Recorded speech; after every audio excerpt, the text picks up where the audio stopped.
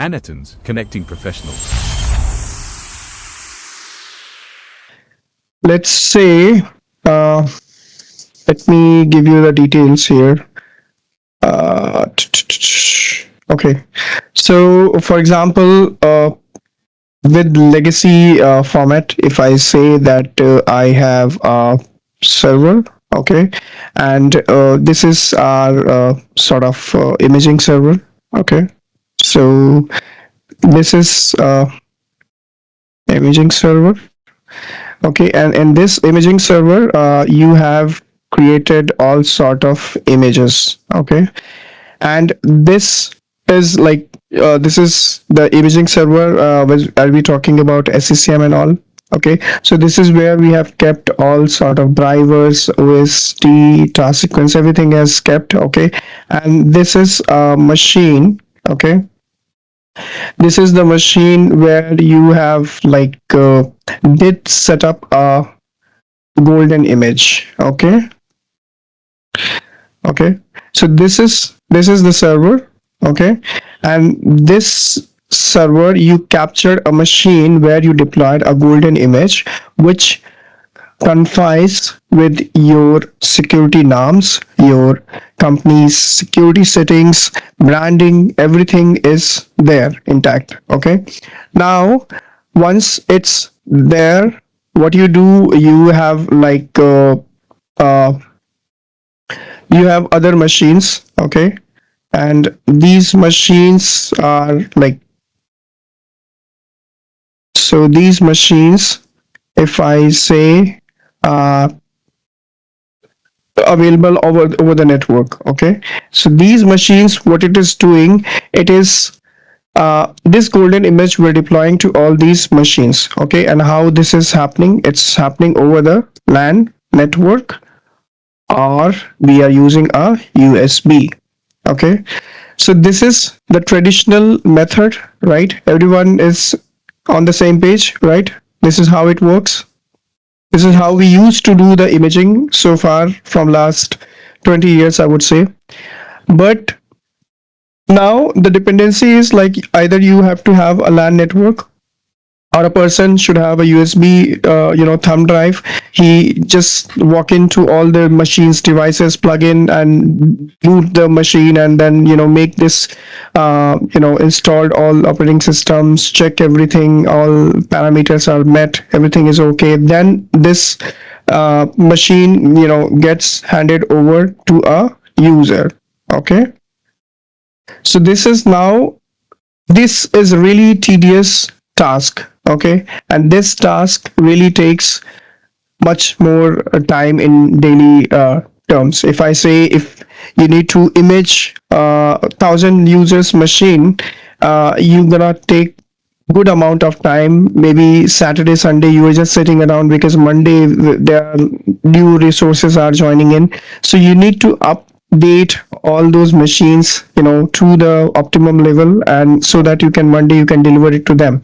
So this is really hectic job here, okay, and this is absolutely I would say it's no more lovable job, okay. No person from IT team would love to do all these things, but at the same time, what Autopilot started, like how the cloud started working here.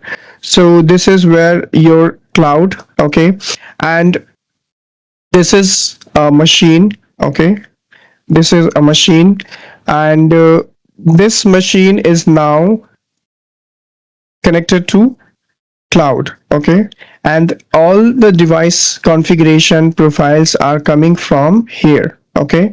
So only thing is, now we don't need to sit for everything, all sort of configuration and everything manually for this user, okay. So after doing this deployment, everything is so connected, so you don't require any sort of physical network here, okay, and you don't require any particular machine for capturing a golden image, okay.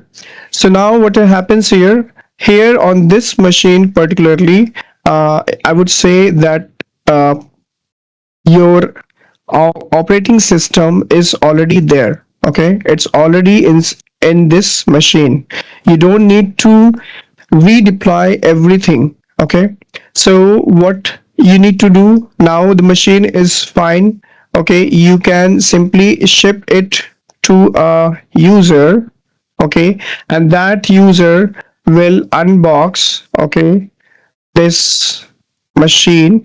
Okay, and he is just going to start work on it. Okay, and this machine is connected to the network. It will download all sort of required settings. Okay, but here is a catch. Okay, it's not a I would not say this is a deployment. Okay, so means operating system is already there.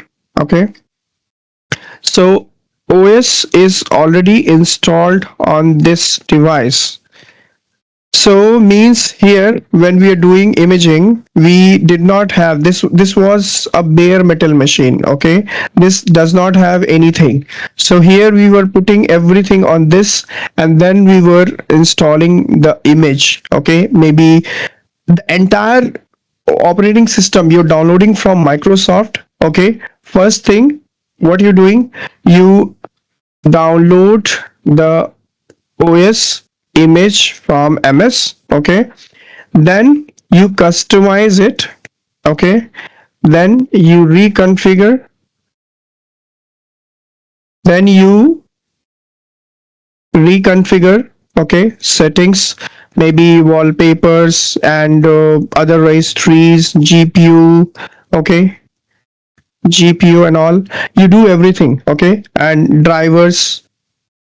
Okay, all sort of settings you are keeping it here, and once those settings are met, okay, then you are like so once these settings are met here, then you are deploying these to these machines. Okay, now here scenario is changed. Here the scenario says we need to have a machine which have already I'll zoom in, so which already have operating system installed. Okay, then it should be connected to Azure AD. Okay, which is called AAD. Okay, so now once it's connected, operating system is already installed. It is sent to user, and user unbox it, and then he starts doing everything. Okay, here in this scenario, in the left scenario, the operating system deployment settings, okay, is easy. Okay, in the left scenario, if I need to reset a machine, it is really easy to do so. At the same time, here at the on-prem machines, it is very difficult to reset a device. I mean, if I need to reset the device to back to or maybe, okay, let's understand in this scenario, there was before COVID. Okay, this was something before COVID. Okay, before COVID, and this was after COVID. Okay, so before COVID, these scenarios were being fallen apart, and now this is where now in the banking sector, or from any crucial security enforcement services department or team or company, they utilized this way of handling devices. Okay, so which one is easy from your perspective, guys? So autopilot way. The current one. Okay, the autopilot way. Okay. Okay, so let's understand in the slide format, okay, what it is and how does it work. Okay, so Windows Autopilot, it simply, as we talked about, it simplifies the device setup process. Okay, so IT team as an administrator can, their work can be reduced. Okay, their hectic task can be reduced, and this is where it provides you a zero touch or light touch experience for end user. So zero touch means no one needs to be available all the time to set up things, set up machines for them. Okay, it automatically without touching the device, it can automatically deploy the configuration and settings. Always remember, you're not deploying any operating system. Okay, operating system is always there. Okay, that is where the autopilot works. If the operating system is not there, it will not work. Okay, so make that as a thumb rule. If anyone says, okay, my autopilot is uh, I want to use autopilot, but I don't, it's a bare metal machine, no operating system installed, so it will not work. Okay. Second thing is, uh, okay, first of all, let me talk about what is autopilot, where it came from. Okay. So he's the guy, his name is Michael Nihas. Okay. I hope I'm, spelling right. So Nihas is guy who is like father of autopilot. He's the one who actually, more indulged into Windows device management and deployment, particularly department, and he is the one who's keen and keep on making changes in working with the new technology pertaining to device management and deployment. So he's a leading figure from Microsoft, and he's the one who actually made all this Windows Autopilot. That is his idea and his you know uh, settings and all, whatever he thought he implemented, and that is why the autopilot came into the existence. Okay, and this is his website. Okay, out of officehours.com. So oofhours.com's category and Windows Autopilot. This is where you can read tons of the data, tons of the information about Microsoft Autopilot. Okay, so this is, I late just 2 minutes back, I just realized in my mind, okay, I should introduce this person, because that is how you guys know that where this the innovative idea came, and how does this autopilot came into the existence. Okay, so next let's talk about the agenda. Oh, why this is working like this. Okay, so agenda, here we will be talking about why autopilot is needed. Okay, what is autopilot and what is not, and how can we provision autopilot, and what sort of deployment flow while handling Windows Autopilot, what sort of issues, and what is the troubleshooting that we should follow along. Okay, what is the life cycle in the autopilot phase, and what sort of features that comes along with Windows Autopilot, what are the profile types which are available. Okay, and this is where we will do the demo. Okay, and sorry, my bad. So this is where we'll run a demo, and we will show you everything about it. Okay, then we'll talk about the validation and logs. Where do you check all sort of troubleshooting steps? Where do you fetch the logs and look around? And demo steps, where we will do like this is where we will set up the configuration settings, ESP and all, and this is where we will go to Windows machine on the virtual machine, where I have kept already one machine already there for Windows 11. So we'll try to emulate. Okay, we'll try to reset the device. We'll try to extract the hash file, and how would you take that, and how would you import that in the console, and how would you spin that. So we'll get to see all ESP pages and how the Windows Autopilot will work. Okay, so this is the agenda for today. Okay, so let's start. Why Windows Autopilot? So first of all, this is as smart as your device. Now AI has pitched in, so everywhere you see that smartness is all over the world. Okay, wherever you go, if you're using any application or device, anything, they have embedded smartness or AI module in that. So this is where the autopilot is also more smarter. Okay, what it does, it automatically recognize who you are and what are the device. Okay, so that's the first thing.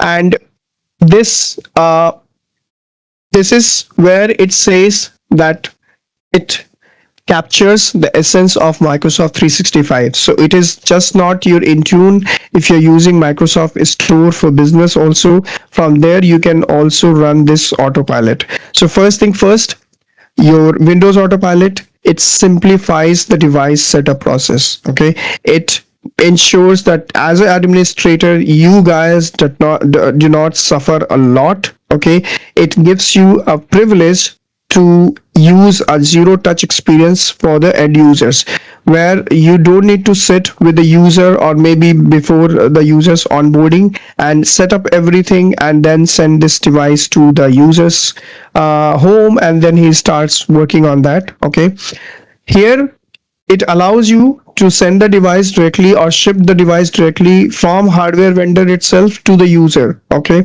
where it eliminates all sort of background task where you need to sit and reimage the device and do all sort of things. Then what Autopilot integrates, okay, it is integrated with your Windows 10. Okay, now Windows 11 following along means Windows 10 1903. This Autopilot starts working. So Windows 10, Azure AD, Intune, and Microsoft 365 apps. So all these seamlessly work and gives you a robust experience, making your device business ready upon the start. Okay.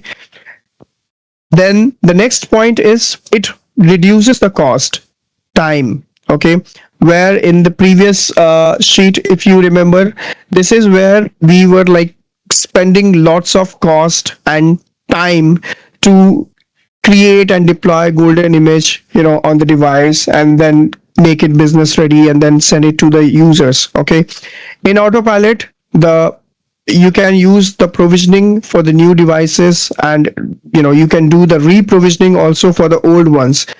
For example, I'm a user who's just working with the company and I'm just leaving that organization, okay, for some reason. So my device can be automatically used or utilized for another user without having any sort of time crunch. Okay, I can simply do the reset of the device and I can simply send that device to a user. Okay, so that is where it's safeguarding your time and money as well. Okay, so as I talked, this is where it gives you hassle-free provisioning and take advantage of new, okay, it's light touch or zero touch experience. So zero touch experience is something, you're not doing anything, you're not plugging any USB or anything, you do not do anything from the PXE, it's all done over the network through the cloud. All the settings will be deployed on the device without any intervention from the IT.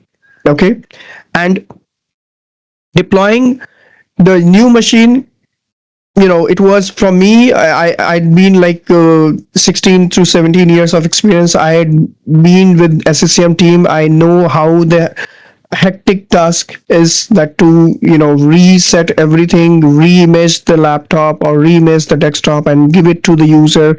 Then user signs in. Sometimes the account is not working, or there is no sync, or maybe some issues with the group policy, something like that. So it happens a lot. So through the Autopilot, the overall experience is truly remarkable. Okay, so truly remarkable experience when you're deploying a new machine and without any hectic time flow, without doing any extra hours, okay, sitting for extra hours. So everyone wants to be relaxed after if you're doing 10 to 6 job, maybe 9 to 6, or if you're doing 12 to 9, something like that, 9:30 like me. So I want to be relieved after 9:30.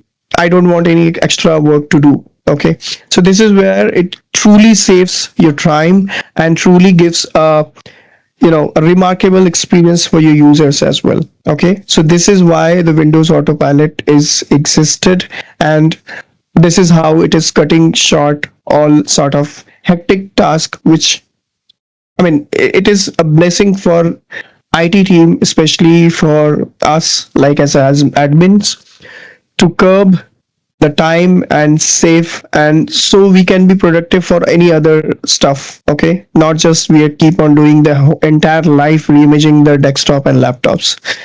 Okay, so next thing is B, there is a caveat, there is a thin line that we need to understand, that this autopilot sort of thing, okay, as we talked, this is not similar as SCCM or MDT. Okay, so with SCCM and MDT we are going more granular.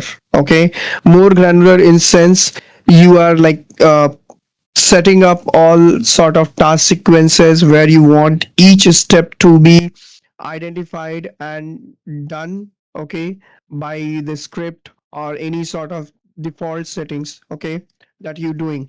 But here, when you're doing autopilot as a modern management way, okay, this only gives you a pre-configured new device for productive use. Okay, this is not going to do the task sequence or multiple like domain join and this and that, then installing the application, installing the script, then running the remediation script, and doing the user profile creation, then mapping of the network drives, also long, so much task which you have categorized in the task sequence. This is not gonna work like that. Okay, second thing is it's not a imaging solution. So let me be very clear, we are not doing anything operating system install. Okay, no imaging, nothing. It is plain operating system is already there. We are just creating a user experience on top of that. Okay, and we are just giving the application settings and all sort of basic things which needs that users to kickstart. Okay, so Autopilot is purely a cloud-based service. Okay, this is where you do the out-of-the-box experience, which is called UV. Okay, in that UV experience, it is like I received that laptop from the hardware vendor. Okay, I simply powered it on, and my device prompting me to log in with my office credential. I am typing my office email address and password, and I get a screen which quite resembles that. Yes, this is my organization page, this is my organization logo, and then I start, and then it starts the deployment. Okay, so this is also called zero touch deployment for Windows 10 devices, Windows 10 devices, and later. So we don't need to connect with user to call user, or user should call us or bring that laptop to office and say like my laptop is not working. And Autopilot is not OSD, as I explained already. Okay, it is simply the requirement is already there. You just need to furnish it with the new settings. Okay, here the customization and settings all will be done from AD.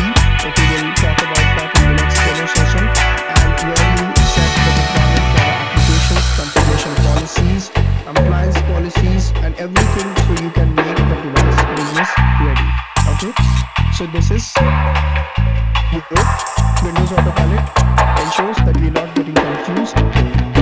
Okay, next is what are the prereqs for Windows Autopilot. So devices need to have a Windows 10 version 17.03. Okay, so ensures that if you are running, I mean, every in enterprises, definitely you guys will have the latest version. Okay, but this is where Autopilot starts. Okay, it's a later version which is pre-installed, well and good, but the older version before 17.03 will not work. Okay, second thing is you need to have Azure Active Directory, Entra would say premium P1 license. Okay, so if P1 is not there, then it will be hard time to connect or join that device to the Azure AD. Okay, Entra ID. Then you need to have port number. So I mean, technically I would say all these ports are enabled on all the devices. So port 80 and 443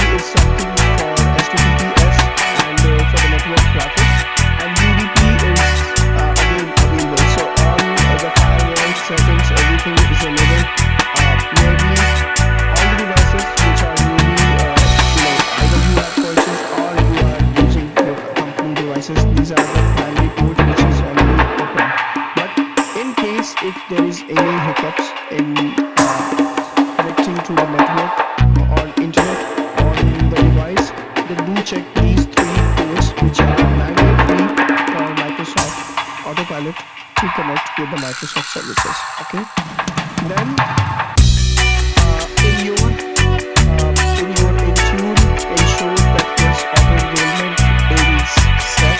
Okay, so auto enrollment is something we talk about it. I'll show you. I think I have shown it, but we'll show it again. This should be enabled, so it automatically runs the scan and identifies if there is any device which is there on the active directory. That will have a tag for ZDTI, zero touch installation, so that will automatically take care of that machine. Okay, devices must have internet access, that is a thumb rule. Without that it will not work. User should have a permission to join devices to Azure AD, so users should have EMS3 or E5 licenses, so that they should have access once they punch in their login credential. Okay, that machine or device should automatically join through Azure AD.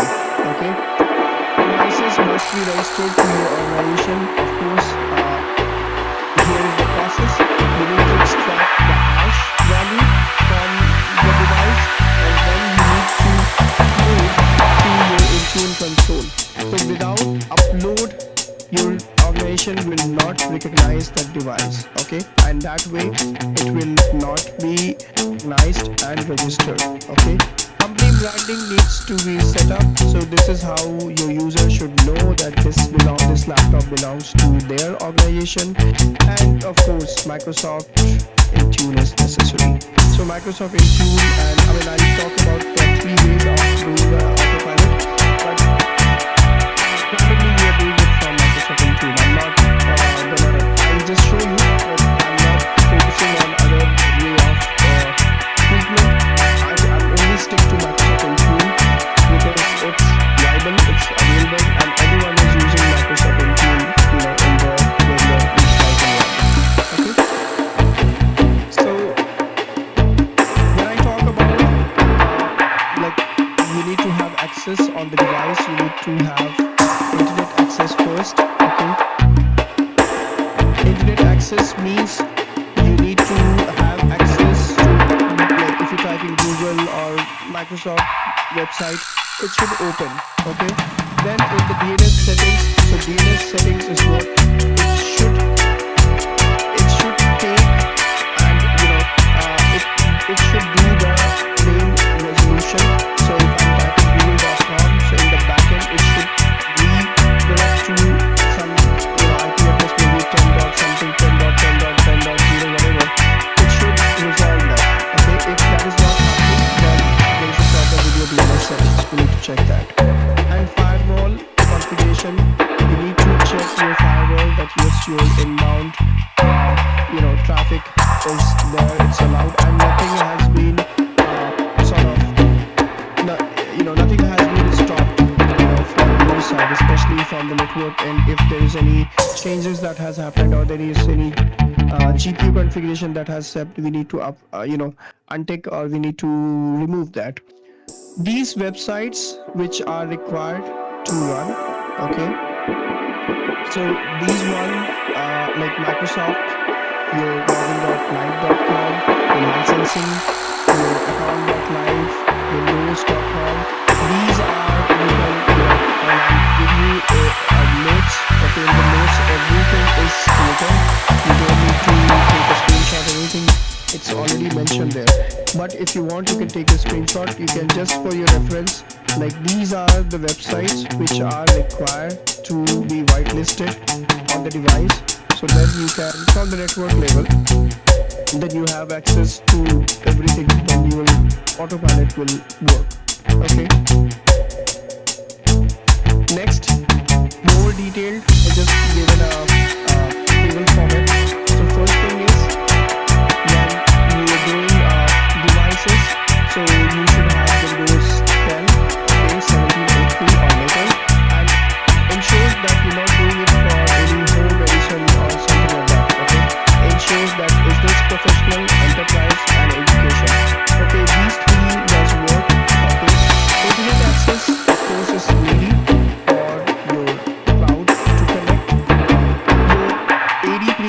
licenses P1 or P2 will work, or if your users have EMS E3 or E5 licenses, this will work. Okay. The first one, premium P1 and P2, is required for your Entra AD registration, and EMS especially for the users for the ambient enrollment. Okay. Auto enrollment will be enabled in Azure AD. Okay. So if it is not enabled, the devices will not be allowed to enroll in ambient your Intune. So ensure that settings is ticked, that is enabled, and users allowed to join devices to Azure AD. Of course, you need to give them permission.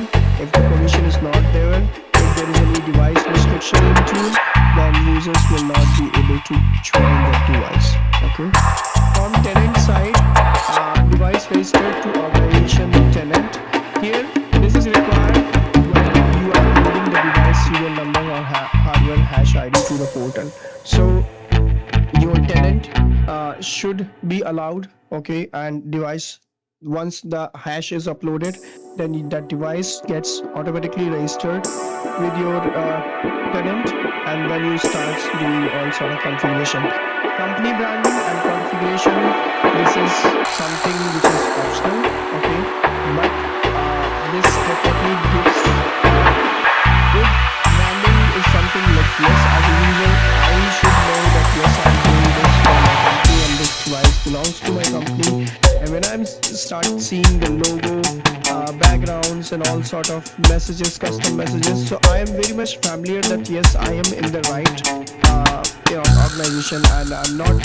Sometimes it happens like when you're using any banking website or something like that, it happens where you click on some URL, it redirects you to quite similar as you see on maybe SBI Bank's website, which could be a fake website, but when you start punching your nomenclature and all, so it triggers a message to your mobile, or maybe it triggers or something like that. You realize it, okay, whatever you do, this is the right website. You check the SSL certificate, you check the company branding, the bank's website, it's everything, you're clicking on from the website, and that link is within embedded.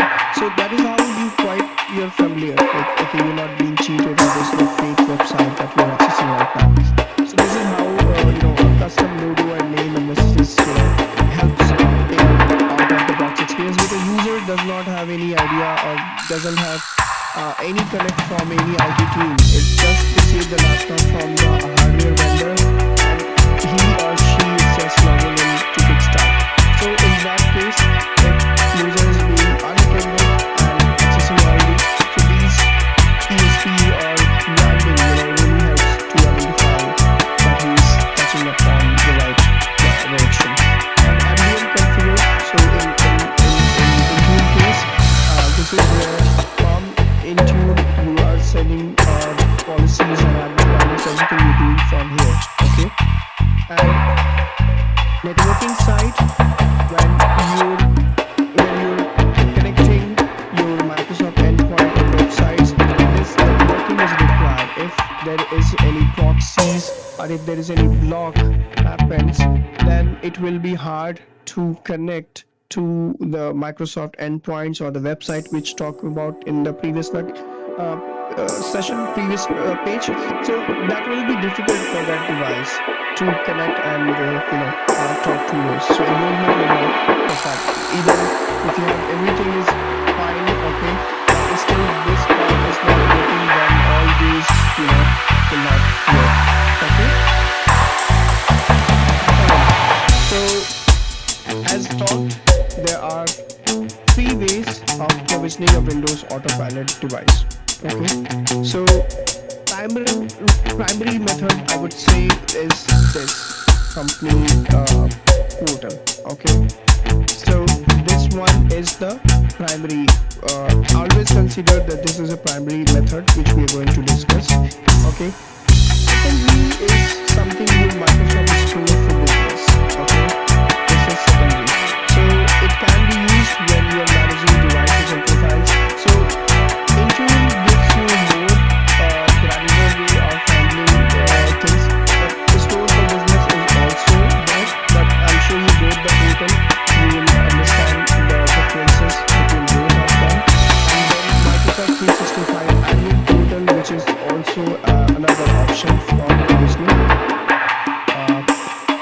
devices. Okay, so we will be primarily focusing on this. Okay, this will be I'll just give you I'm not gonna deep into this, but yes, a slight just of how things work. Okay, okay. So let's talk about the flow.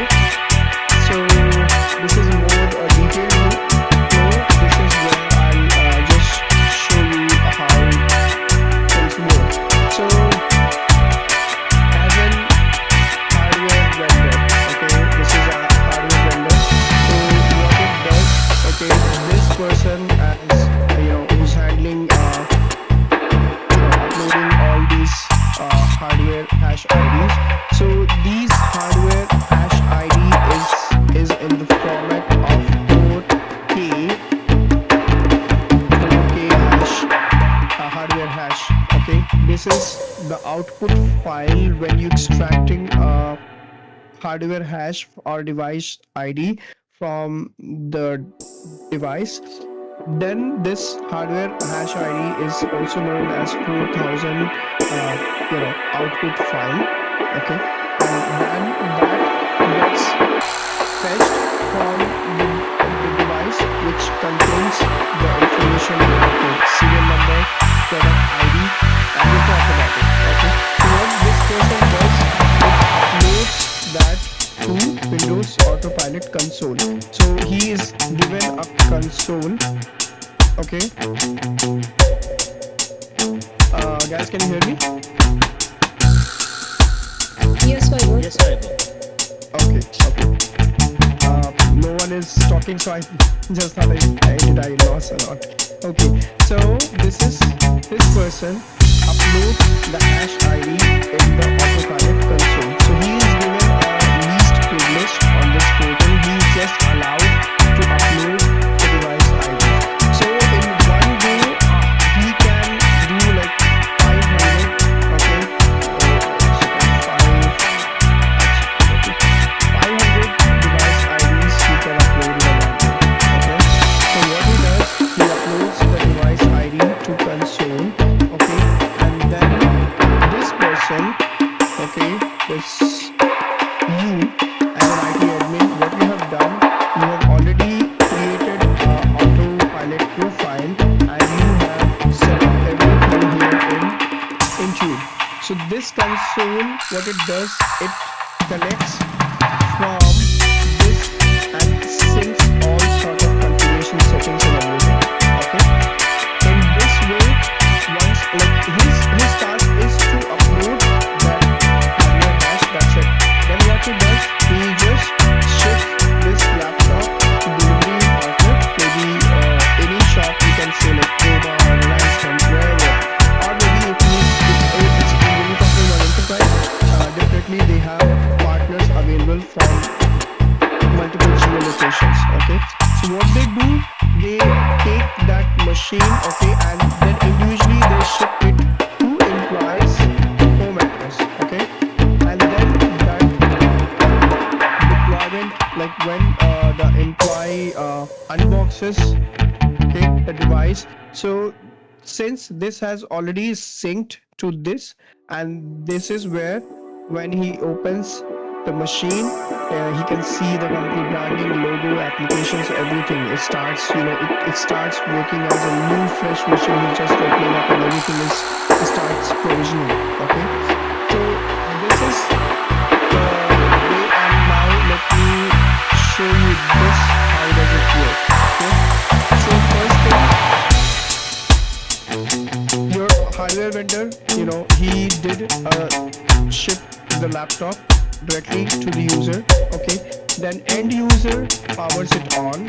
Okay, what he does, he selects the language, region, and keyboard settings. Okay, at the same time, hardware vendor ships the laptop to vendor ID. I mean, there are two ways of doing the provisioning. One is with user provisioning, and then the second one is self provisioning. Means this is what IT team is doing. They are directly taking, like this person is directly sending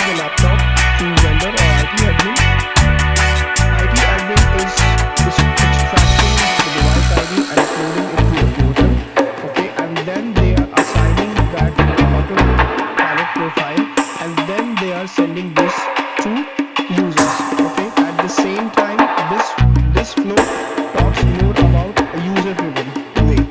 Here,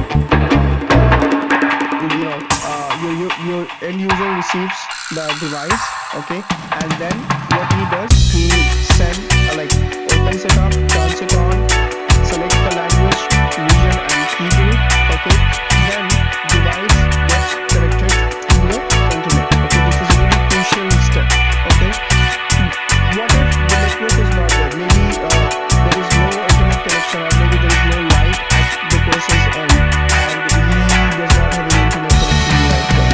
So then, when there is no connectivity, then this will stop there. There will be a message thrown that okay, your internet is not working, due to which we are not able to establish the connection. Okay. So here it will not work. Okay. Second thing is when you have internet access. So then device connects to Autopilot service. Okay. This is where the device is tagged with a zero touch deployment ID, which is called ZTDID. Okay, ZTDID. So this is where you have already imported the device ID to the portal, so that machine gets automatically identified as Autopilot device. So end user will simply power it on, select the basic settings, and then click on further. So further it says this starts doing all sort of provisioning, company branding, everything. So it takes time. Okay, it takes time for all these settings and connection. Then it identifies itself.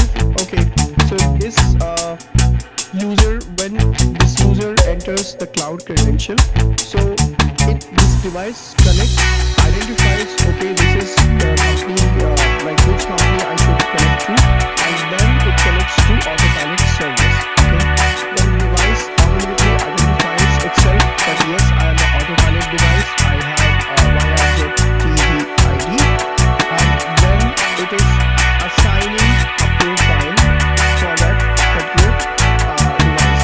So whatever ID person has created a device or profile, okay, it gets tagged to it. Then your device Azure ID, it registers. So then it is now, as it identifies that yes, I belongs to this particular company, then ESP page comes.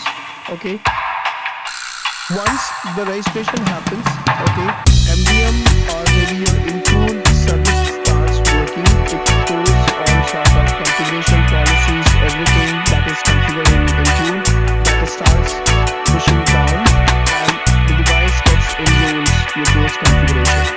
Then enrollment status page appears. The enrollment status page displays the progress of policies and application installation. Okay, I'll show you in the next slide how does ESP look like. Okay, so this is where it shows like, okay, this is the progress. So user should not be sitting in a state, okay, what is happening in the background, I have no idea what is happening. I'm so sorry if there is any background noise, someone is doing something down floor maybe. So then your ESP is triggered, you see all sort of configuration settings, everything. Then if there is any access, if there is any block access or any other settings which is there as a policy configuration, then that will be there. If there is any set of applications which have to be installed, that will be there. So ensuring that your device is business ready.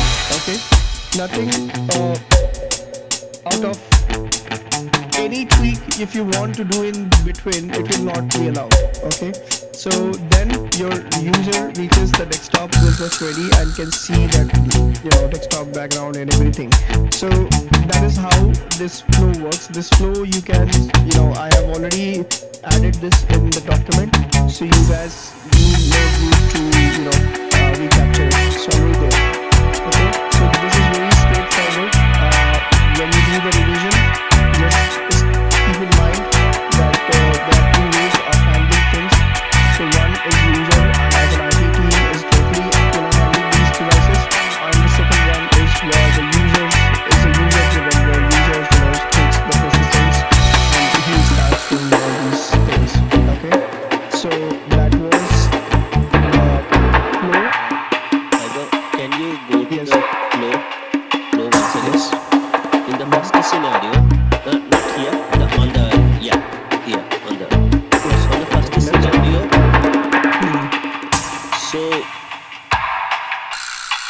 Can you zoom the flowchart? Sorry, I'm not able to. No, flowchart. Oh, sorry. Flowchart, sorry. Yeah. Okay. Okay. So in the first scenario, vendor or IT admin upload device ID portals. So the hash value you need to set to Hardware hash ID. okay. So I experience manually, like whenever vendor or the admin, if they get the new laptop, so they need to log in, they need to follow next on the brand new device, and then it will give you the Windows screen finally after something and answering all the questions, and Yep. then you would be able to generate the hash value basically. Is that right? Or is there any other way that without touching the laptop you can generate the hash value? Is there any way? So, okay, let me understand the question. You said device came through IT team, IT admin. He set up the operating system, right? And then he came to a desktop screen, and then he is fetching the device ID, right? Yes. And then yeah, sorry. Yeah. So and you want this step to be what do you say, bypassed, correct? Actually, I'm in like confusion. Is that the only way? So generally, even the vendor or the IT team, as they get the new laptop, do they still going to do the all the steps like select the time, everything else, and then because there it is also asking you the login details basically. So to go to the desktop, you need to follow all the steps, and then he comes to the desktop, and then he extracts the hash value. Is that the only process, or is there anything else? Is there any other way basically? Okay, Vimla, you were answering something, right? Tell me. So basically, once the vendor has directly shipped the device to the admin enters with the hash value to the portal, and they create a sign-in profile, and then they use the next thing shows that end user power on the device, and then they use to select. So user will select the languages, region, the keyboard, and everything according to me. Okay. So let me answer this question. Okay. So there is a way of PowerShell script, okay, that extracts the hardware hash. Okay. So this method does not require to go through the entire out-of-the-box experience. Okay. So two ways.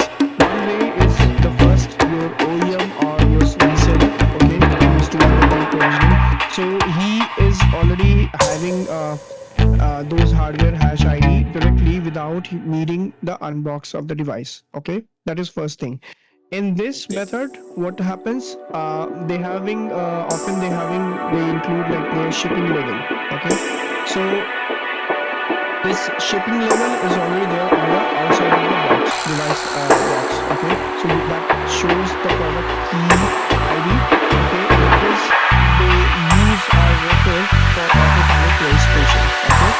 Second thing is we talked about manual extraction via CMD. We can do that. Okay. So if device is turned on at the initial setup screen, you can do Shift and F10. Okay. So Shift F10 will open the command prompt. Okay. From there you can run the PowerShell script. We'll talk in the next slide. Okay. That will extract the hardware hash. Okay, and in this method, you does not require to go through the entire out-of-the-box experience as usual. Okay, So two methods. this was pretty much clear, by the way, because I'm already testing this. So generally, I open the brand new box, and once the Autopilot engineer asks me the hash value, I need to walk through all the basic settings as user would basically. To log in, and I was not able to log in. So I need to give the what do you say my temporary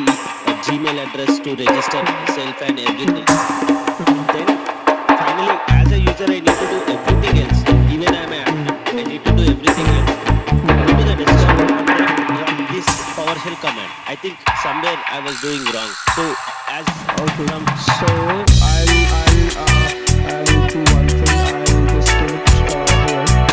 So I'll type. Okay. So first method is your OEM. I would say reseller. Okay. Pre-provisioning. Provisioning. Okay. This is the first method. Okay. And the second method is which we talked about manual extraction. Okay. Via CMD or command prompt. Okay. So here what you do,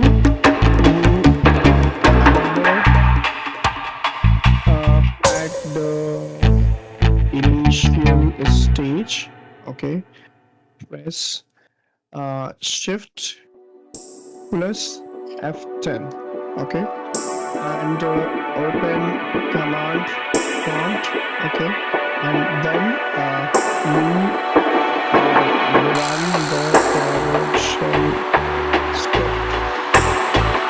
Okay, sorry, run script and extract hash ID or hash value. Okay, so this is before the OB prompt.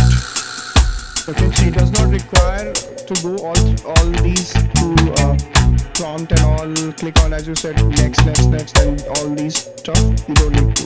Okay, so two ways. got done. Two ways. Okay, chalo. No problem. Okay, that's what I'm here. Okay, next, customization during the AEB. Okay, so this is really tricky. Okay, so everyone almost gets confused.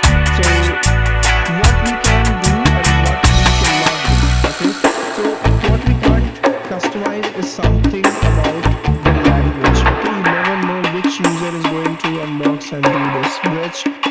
Which region is this going to ship? Okay, and keyboard selection. You never know if this user is going to be a Chinese user or French or Irani, whatever. So language is something is always chosen by user. You cannot embed it or customize it. Okay, so it's a part of your operating system. So you will have a plethora of languages which are available in this world, are relevant to your operating system is there. Okay, region is something where your user belongs to. You will choose that. Okay, and for us, for example, for me, I choose India as in English, India, and keyboard as India or maybe US, depends. So these are the settings that always precedence from the user side. They choose it. We don't customize it. What we can customize, okay? So here we can customize end user license agreement, okay, EULA. So we can set these are the things, these are the criteria, these are the agreements, licenses that you should follow, and if you don't follow, you will be, hand to So all these are connected here. Okay, then privacy settings. Those it's enterprise, so you have certain privacy settings. Okay, you need to mention there. Container setup. If you want to enable your environment, you can do. Otherwise, you can disable it. Okay, automatically set up work, school account. Yes, you can do these, and signing experience with the company branding. Okay, you have only authority, I would say, on these parameters. These things only you can customize. Okay, clear? So now let's go next. So this is how it looks like. Okay, so if I zoom in and I'll show you something very easier. Okay, so this is how it looks like if you are not registered, when you're not registered with Autopilot. Okay, this is a simple plain when you install operating system on your VM or looks like. Okay, so this is where you put your normal email address like your live account or whatever. Okay, and then this is what it says domain join state. Okay, this comes when your device is being treated as normal. Okay, no autopilot nothing. So you will find this option. Okay, this is where you can click on the button and you can put your company details and your device will get transferred to Intune or whatever. Okay, now this is without autopilot. What happens when you do it with autopilot? Okay, so with autopilot things gets changed. You notice that this is we are not seeing any domain join option. Yes. Someone recklessly driving his bike. Okay, so this is where you don't see domain joined option. Okay, Actually, Vaibhav, we are from the background noise is getting cancelled, so we are not listening any noise. Might be your voice. oh wow, Yeah. oh wow, I think it's a new headset. I'm just experimenting it out. So Even on Teams, you have settings to select noise cancellation. It is a new option, so you can also set that. I will check definitely. I will check that. Yes. We have a team architect here. I really appreciate always your feedback. Really matters to me.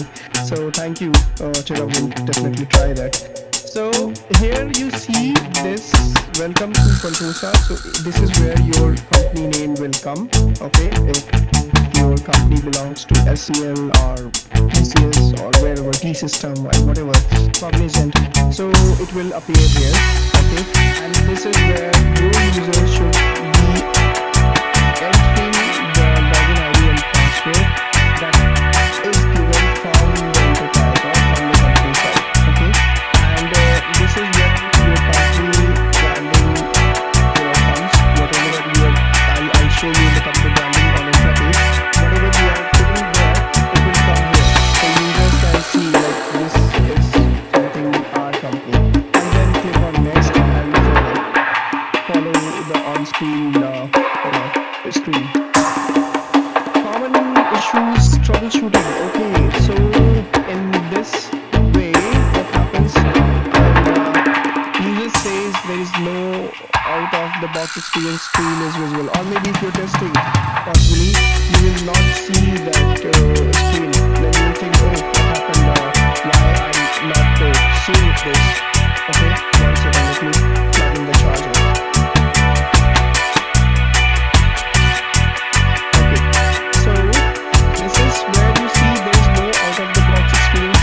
Coming these, there are two possible ways. Okay, first one is either I'll type it maybe that is first thing is wait a second, let me change the okay, so this is first thing. It says either you have a corrupted OS. Okay, second thing is you have unexpected XML configuration. Okay, so usually it happens when you have a corrupted operating system. You will not see such thing, or if this device was recently released by a configuration manager or any other tool, maybe you will have that unexpected XML configuration. Because of that, you are not seeing that OB screen. Okay, or maybe your OB was partially sorry for my spelling. Okay, partially completed previously. Okay, so if it's partially completed in the previous screen, you will see this sort of issues. So what is fixed to resolve this problem? First fix, you can have always a good image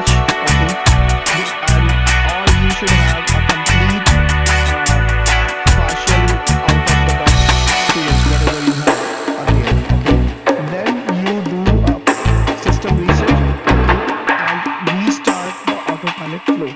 I'm repeating again.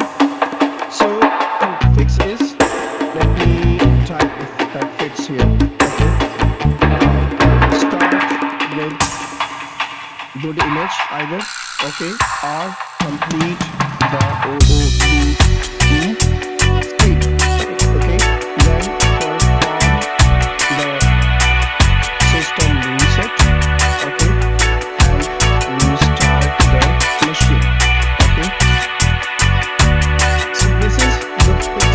So it happens very common, like if you having multiple machines and you have tried attempting to reimage it multiple times, or you're doing reset multiple times, and if in case if there is anything that has been adjourned in between, and that will completely blow your out of the box screen, and you need to reset up, redo all sort of testing to identify what has problem. So these two things can potentially resolve the problem. Okay, clear? Then second thing is says not connected to the internet. Okay, so you guys tell me what could be the possible cause here. Okay, I think everyone is aware. Unlimited connectivity. VPN not connected maybe. Okay, so if there is a servers, okay, or maybe Wi-Fi, yes, wireless network, maybe you have does not have required certs, okay, certificate based authentication. Okay, so when this happens, what is next? Any other thing? Well, VPN not connected maybe. That is network error. No, we're not talking about the VPN is not in that way. So firewall, You don't need a VPN, right? So basically, you just need VPN with yes. Who's that? I'm sorry, can't see your name. Lakshmi, yes, correct. So VPN will, since we talked already about the Intune infrastructure, so network, when you connect to network, as we already know. So all these comes when this is the initial screen, right? We did not even reach to the user. Remember that previous flowchart. Okay, so firewall is required. The firewall, if firewall is working, when you, so I will do one thing. I'll try to prepare a questionnaire as well, and I'll put that on the website. Okay, on our face page, where you guys will have all these questions and you can answer this. Okay, that will refresh your memory. So okay, so what is the fix to resolve this? What is the fix?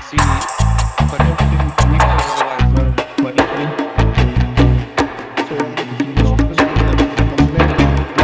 access. Okay. Log into system and turn off the Wi-Fi. Check, yes, check firewall, or if Check any access proxy, network. yeah, proxy settings, which is, yes, expired, then you need to configure that. Okay, so this is really mandatory. If you don't have internet, what do you do? Your world is like powered off. Okay, so ensure that this is turned on. Okay, next thing is we talk about custom branding not visible. Okay, so let's discuss on this. What could be reason here? Company branding is not showing. Why? Device is not added in autopilot. Our company branding is not running Okay. in AD payment. Okay, what is the fix?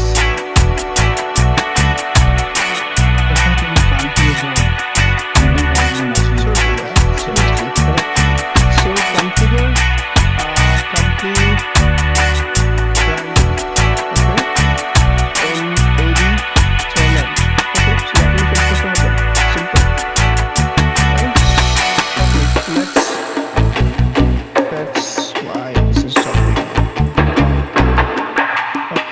So next is this. This is very common error. Okay, so let's talk about this. So if I say, what could be a reason? Just a second. Enable Azure AD join on Intune. Okay, so Be disabled. this is where you need to check the user permission. Okay, this is where we need to check whether the user is following in E3 or E5 license. I did not show you exactly. Wait a second. I think I have licensing somewhere. Right. So you can see this, right? So this is m365apps.com. I told you to, keep the bookmark. So this is where you see enterprise. This is, you can see, right?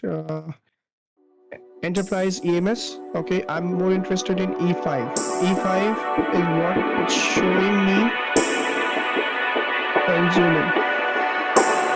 Okay, so this is enterprise mobility and security E5. So if I say I'm on plan 1, Intune plan 1, so I will have access to application manager, configuration manager, device management, endpoint analytics. This comes in plan 1. And if you go to Entra ID plan 2, this gives you Autopilot. Okay, and other MFA and dynamic groups and other stuff that is covered under this. So ensure that your user is having the right AMS E3 or E5 license assigned, so that he would have access to the join. So that is where the problem comes when your user does not have appropriate permission. He will not have access to this. So there are two things. One, just wanted to give you the. So the first thing is user lacks permission. Okay, and second thing is user has reached to maximum number. I would say maximum number of device allowed to join. Okay, how many of you remember device restriction? I talked about, right? 15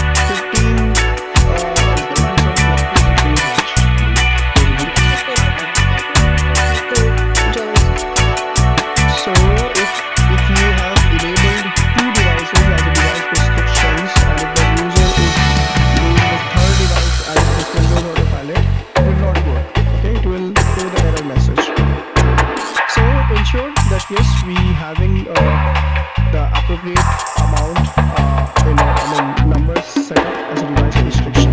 Okay, and check the permission environment. If the permission is not given, then definitely it will not work. Okay, then we have next MDM enrollment failure. Any guesses? Any idea why this happens?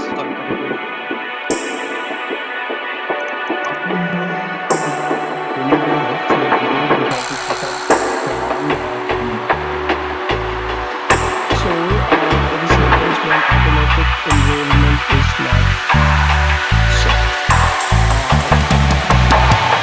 User is not in the correct group. Okay, that is the first thing.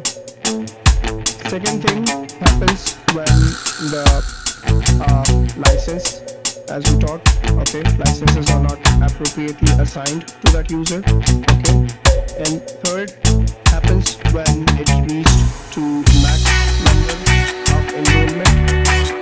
Okay, fourth, it could be that LAM or MDM, okay, is true, are both set or on.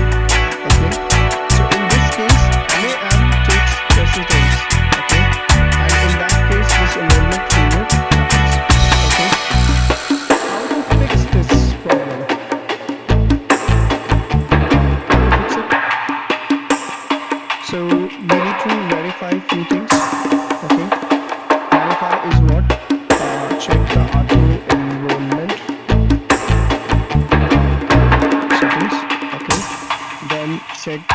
user licenses, right?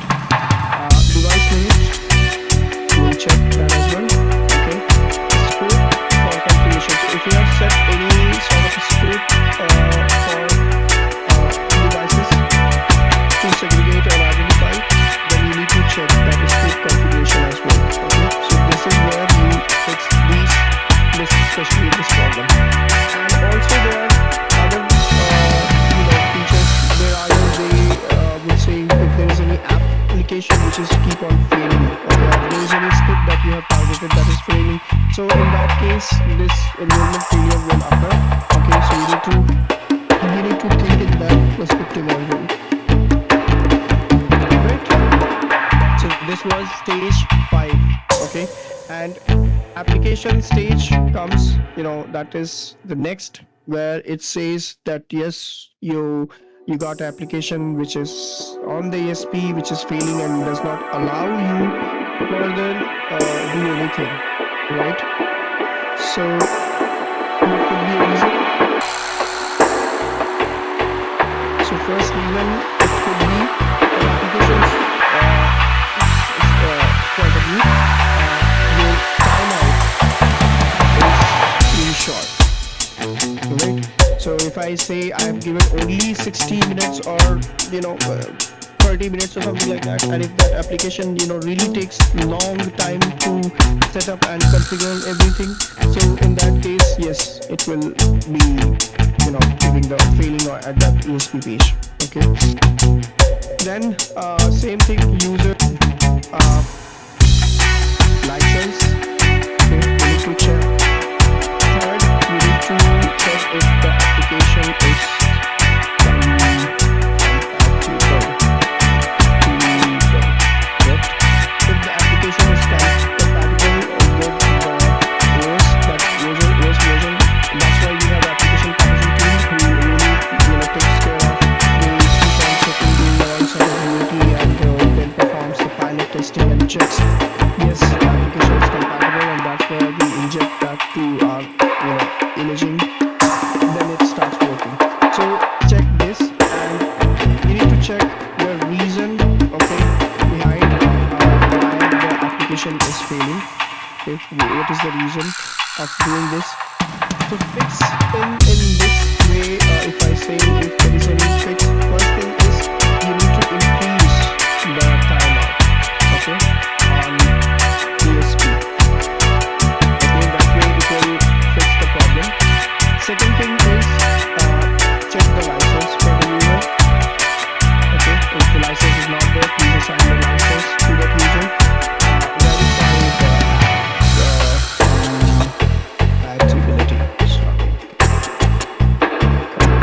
compatibility. Okay. App compatibility, and then check deployment status in your Intune. Okay, what is happening? Deployment status in Intune to identify what is happening with that application, and if still that application fails, okay, maybe you check if it goes into the block progress. Okay, if it's a mandatory application, it goes to the block progress. Okay, then you can have a look to what is happening with the application. So these are the stages actually where it starts from the AV screen and then it lands to stage 6, and then you see the desktop screen and everything. Okay, so hope this is clear. Let's jump in next. Device lifecycle. Device lifecycle is something we'll talk in this first, and then we'll understand that. So here, first thing is that your vendor registered the device. That is the step 1. Okay. Steps 2, that you as an IT admin, you have customized the out of the box experience for the user. Okay.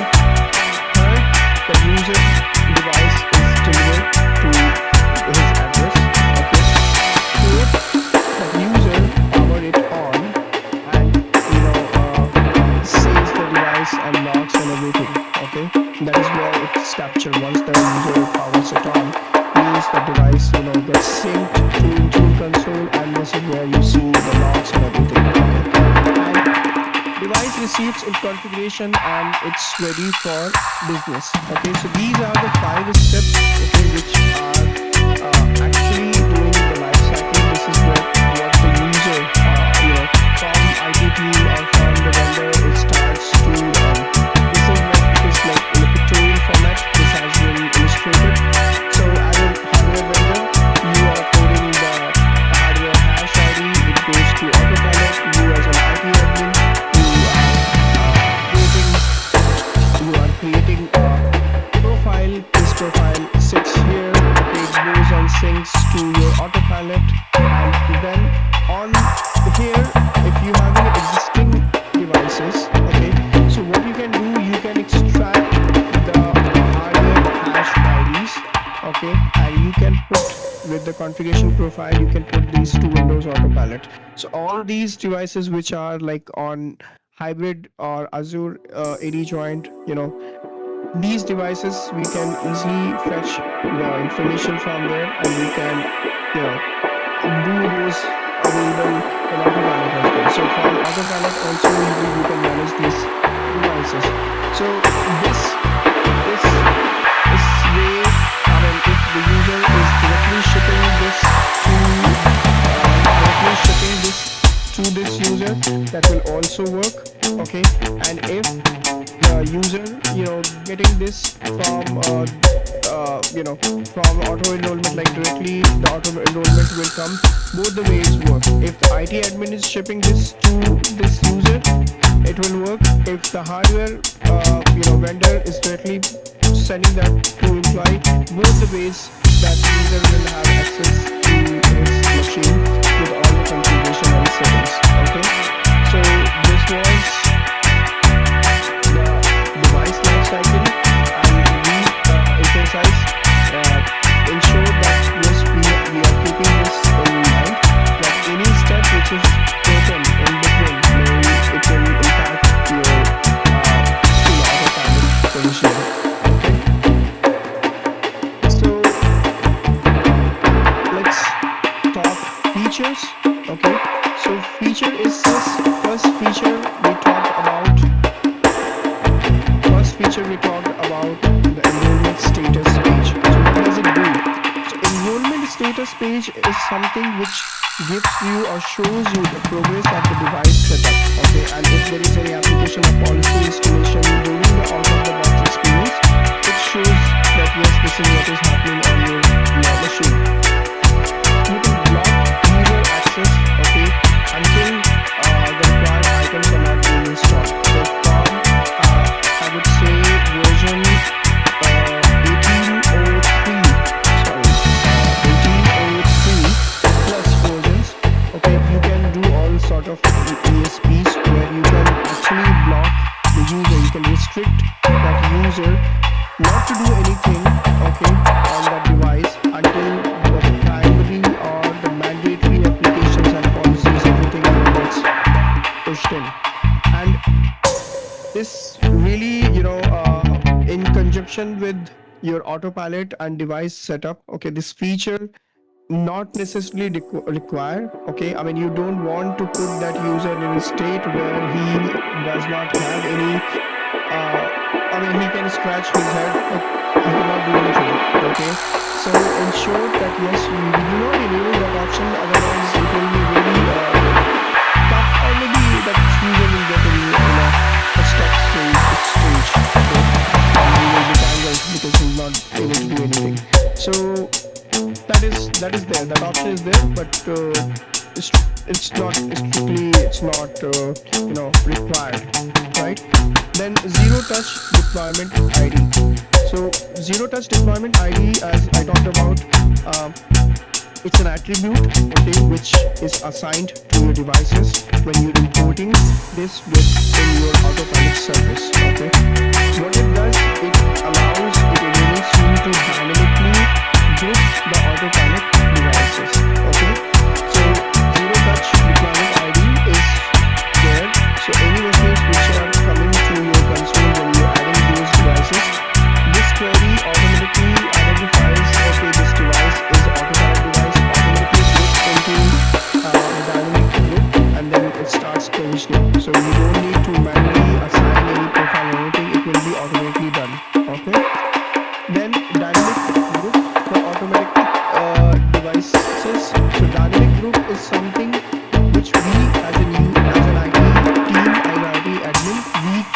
in our Azure AD or Intra ID.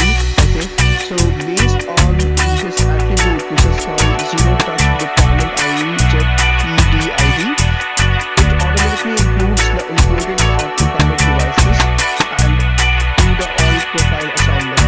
Okay, then BitLocker integration. BitLocker integration is something your devices can automatically enable the BitLocker encryption. Okay, so that will help to ensure that yes, your devices are secure and safe, right? Automatic profile assignment. Automatically profile assignment is when your admin group is there, which is based on your JetTDID. Okay, that automatically applies it to the newly imported devices. So that way, in conjunction with your newly imported devices, this profile assignment will dynamically happen, so you don't need to do anything manually, right? Deleting Autopilot devices from Intune. So you have the ability to remove Autopilot devices directly from the Intune portal. Previously, we were doing this from Store for Business. Now this feature is now given in Intune directly, so you can directly remove all these devices. Okay. Windows Autopilot reset. This is something when you have an existing Autopilot device and when you are maintaining this device with the Azure AD join, okay, and through the Intune enrollment, then you can reset this particular profile and you can reapply Autopilot profile to these devices. Okay, this is something I need to do and I need to check if that works or not. Then Autopilot self-deploying mode. Okay, so Autopilot self-deploying mode is something when your devices are deployed without the user instructions. Okay, when you don't need to use the username and password. Okay, and device what is actually required when I just type and mention. So you need to have TPM. You need to have TPM 2.0. Okay, and this is especially happens when you are doing a shared device. Okay, this is especially for the devices which are kiosk device. Kiosk, I think everyone is aware of it. So any device which is shared and our kiosk means which are available like airport or shopping mall or anywhere where you just having one application. Okay, running. So in the kiosk, you need to have a version plus. Okay, 1809 or plus. If the device is running, then the device is suitable for doing this Autopilot self-deploying mode. Okay, so two things are required: ATM and kiosk. If those two purposes, then Autopilot self-deploying mode will work.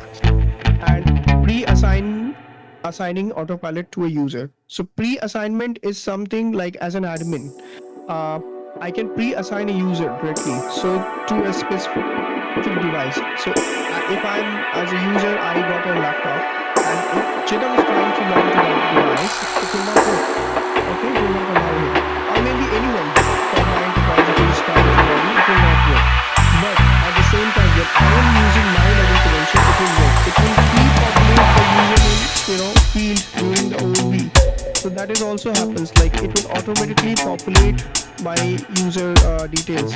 So I'll know that okay, this device belongs to me.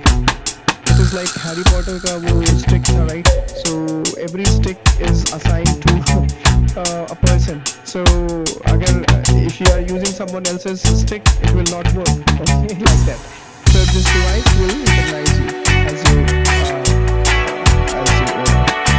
Okay, one thing just to add here, I just recalled in my mind. So when we were doing legacy imaging, okay, so in the legacy imaging, we were like first we are creating a local account, okay, then we are setting user, okay, then setting user details. Here with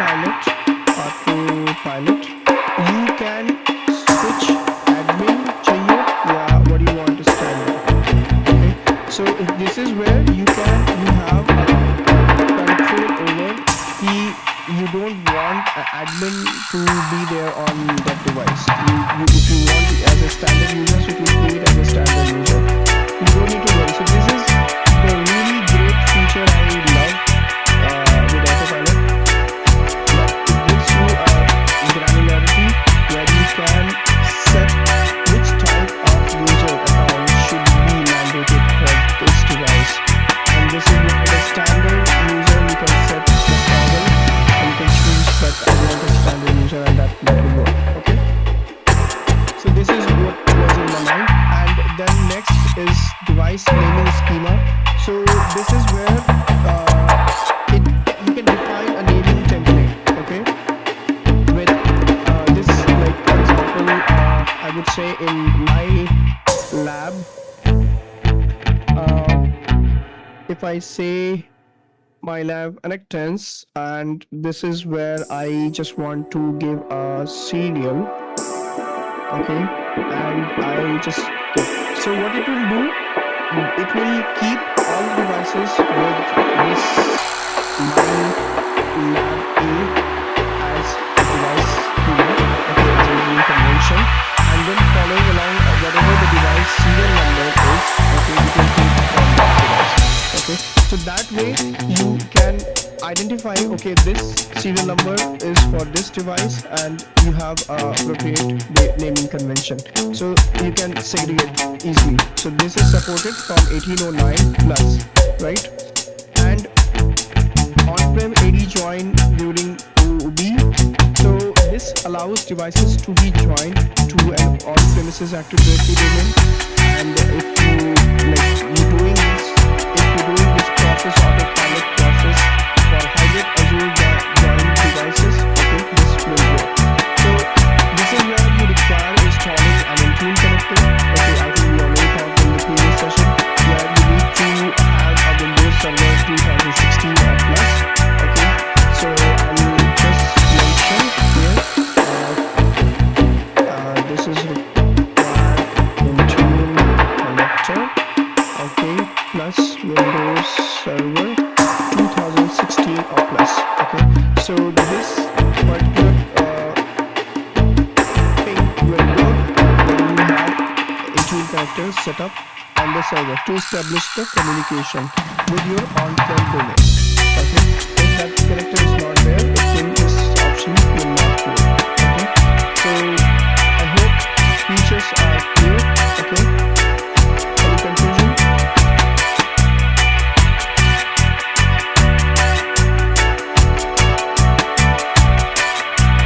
Proceed. Are we ready? Okay, yes.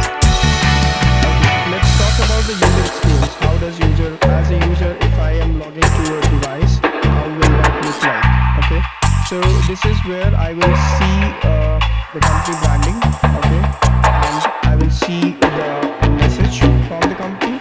Okay, and I will put my credential and click on next. It will prompt me to enter my password. So obviously my enterprise password will be set here that I'll punch in. Then this is where this comes your OOB, which talks about the device, how it is registering, and how other stuff is going to happen. Okay, and this is where if you can see on the screen, this is where you can see that once this is complete, okay, this works. This is where you see all these security policies, certificate, network connection, and applications. So it says out of 8 applications, 4 application has been successfully installed. Okay, so if like you're giving bunch of the applications, the user will sit like forever. Okay, सुबह login करेगा, शाम तक ऐसे सब पे हाथ रख के बैठा रहेगा कि application जब तक install नहीं होगा, it will not do anything.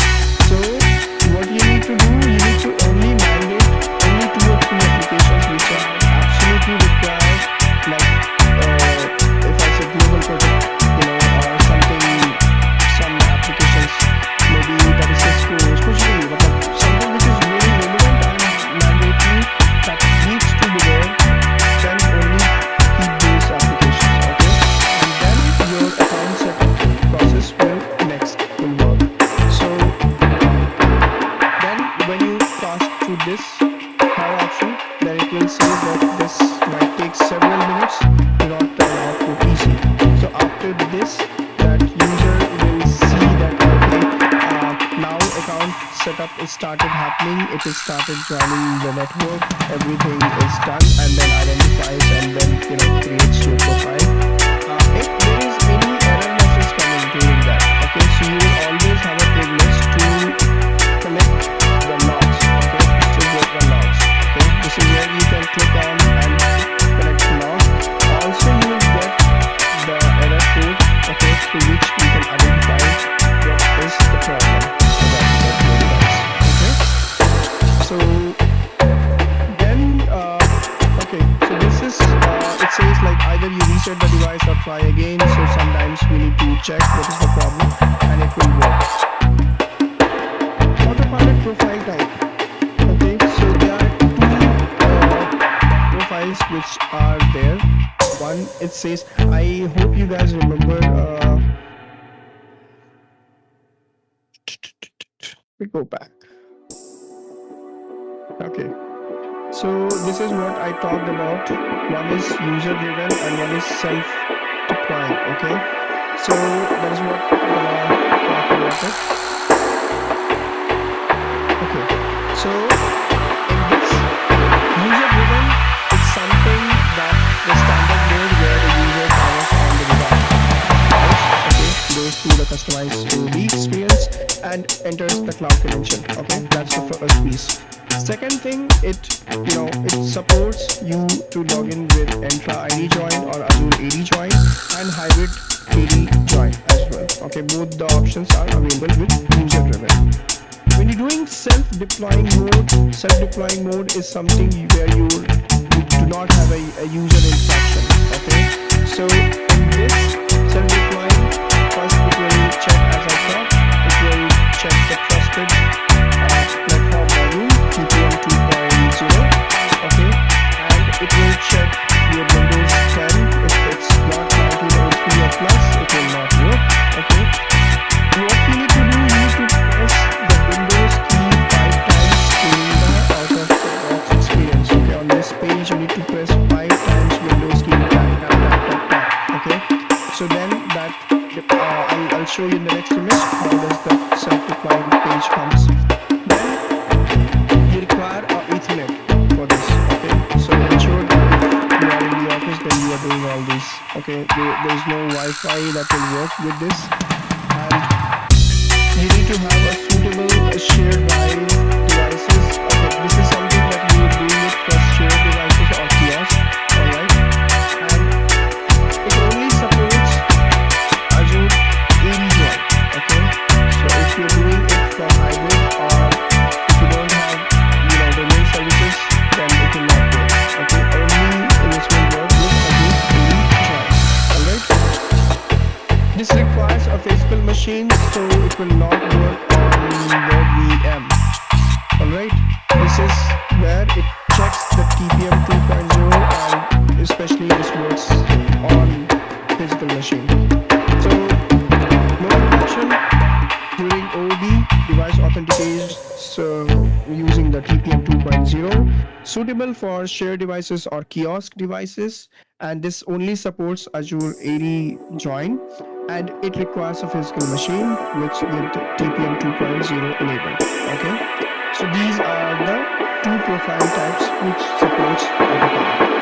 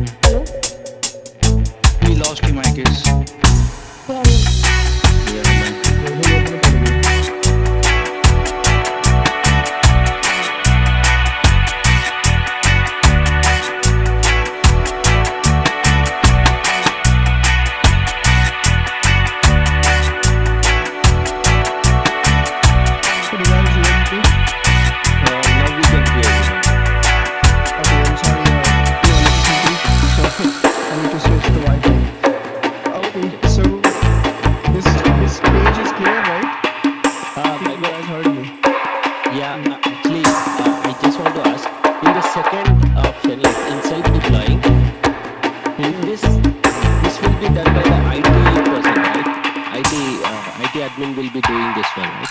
IT engineer. Yes. So I have just one doubt. So once this is setting up the operating system, but once if he's sending, do we need to take the user details basically to set up his to set up the user account, or we can straight away set this laptop to the user and he can straight away log in and it will be domain joining the user profile when he's working from home. See, understand both the ways when you're doing the self. This is especially when you're doing a shared device or a kiosk device. Okay, so self-deploying mode, you can, however, I mean, if you want, you can assign this to a specific user. Specific apps and configuration. You can do manual set of a primary user for that device. Okay, after the device is provisioned.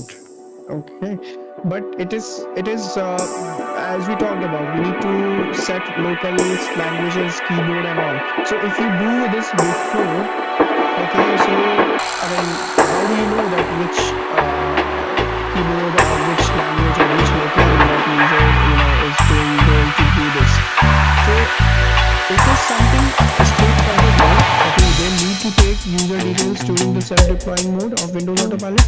But yes, this mode particularly allows you deployment with minimal user interaction. Okay, where you just need a Ethernet connection. Okay, no user interaction is required.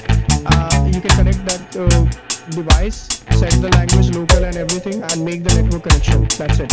So especially when you're doing kiosk, when you require digital signage, shared devices which are where you have a user specific configuration which is not necessary. Okay, so you can do this self-deployment. Okay, right. So this is how it looks like. Okay, when you do self-deployment, this page comes that says Windows Autopilot provisioning. So pre-provision the device with settings app. This is how it looks like. You will not see this in the user.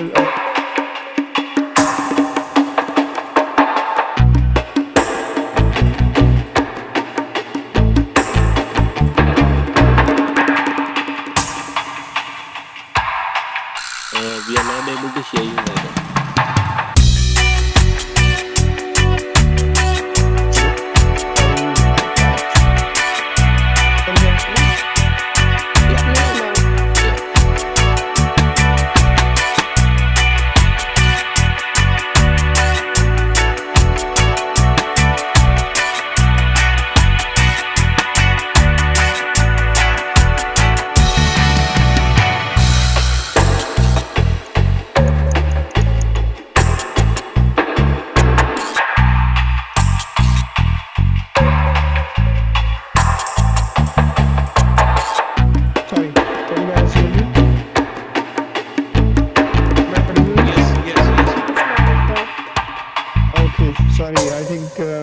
Fluctuation in the Wi-Fi, light came, Wi-Fi connected, disconnected, light again gone.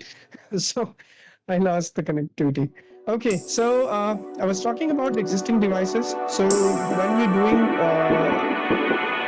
when we are taking those existing devices, so first we need to create a task sequence for Windows 7, 8 or 10.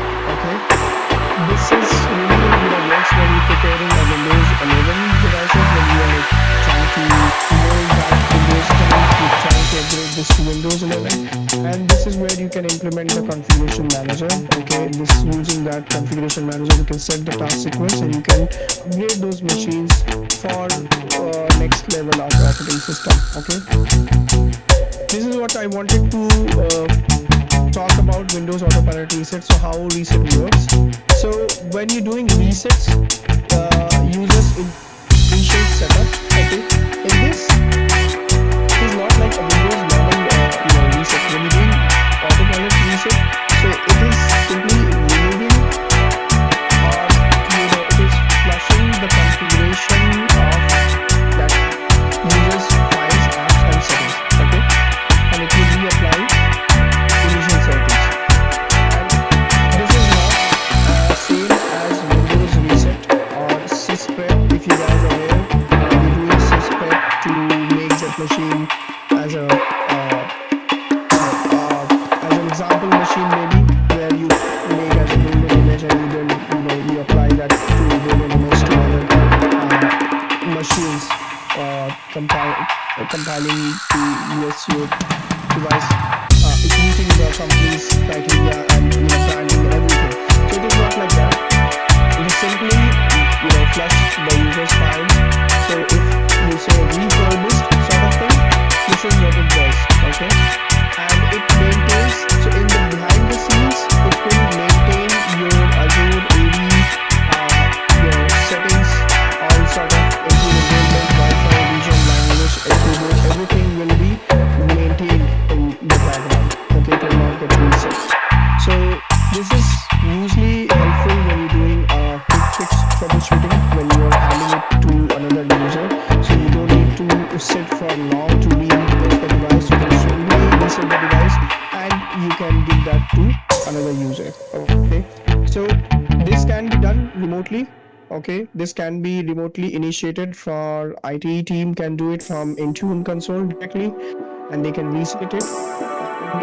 This does not support hybrid Azure AD, okay, environment. This is something when you're you have a full device wipe is required, then you perform this reset settings. It takes 24 hours to redeploy. Okay. And if you want to re-expedite re-registering the device, then you can perform autopilot reset. Okay. So always keep in mind, when you are doing this is simple a refurbish, and do not try attempting it always if there is any failure happening and you just need to re-register and full wipe is required, something like that, then try doing this, or it's needy that you need to hand it over to other user. Okay, so next we are going to perform demo. In that if you guys want to break something this needs to last continuously, I just cover this slide and then we take the demo. Okay, so this is where first step you need to import the device. So import instance what you need to upload a CSV file which contains the serial number, product ID and hardware hash. Okay, that we need to import to our Intune portal. Okay, how do we do? We go to device enrollment, Windows enrollment and devices. We'll talk about that. Okay, then so this step is really needy. Always keep it handy when you do create deployment profile. This is where you configure out of the box settings like end user, licensing agreement, your privacy settings, account type, namely schema, and other choose the deployment method like you want to do with user driven or self defined, and you want to join that machine device to Azure AD or hybrid Azure AD join. You need to set all these things here. Okay, then you need to assign profile to group. So assignment is something when you are creating a deployment profile. Okay, you need to assign that Azure AD group, which could be static or a dynamic. Okay, so this is where you contain your targeted autopilot devices. Okay, so dynamic group is actually based. I think I already talked about it. So dynamic group is based off ZTDID. Okay, this is recommended for automation. Okay, when you want to automate, you don't want to dependent on the devices to do all these things manually, so we can do this automation. Okay, configure the enrollment status page. This is where you create the ASP profile, you show the installation progress, block the devices, use until the required applications are installed. You can set the policies, okay, for the installation, and you can assign this to a particular group, okay, as the deployment profile is tagged. Okay, this is what you can do. Then assign applications and policies. This is where you deploy required applications. Ensure that your assignment is required. Okay, don't keep it optional. Always keep this in low. This should be required. Okay, so when you do the required assignment and device configuration compliance policies to the same group containing the autopilot device, then your application will start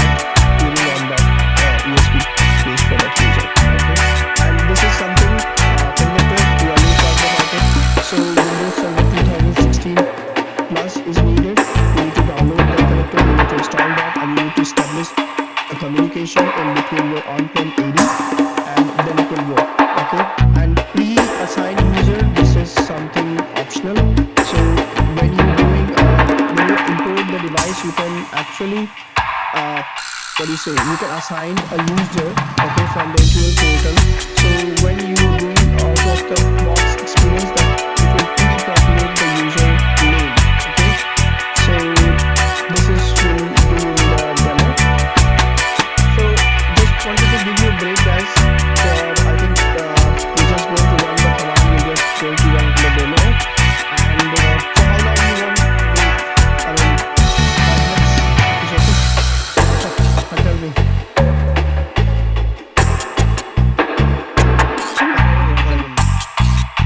Let's start. Let me show screen.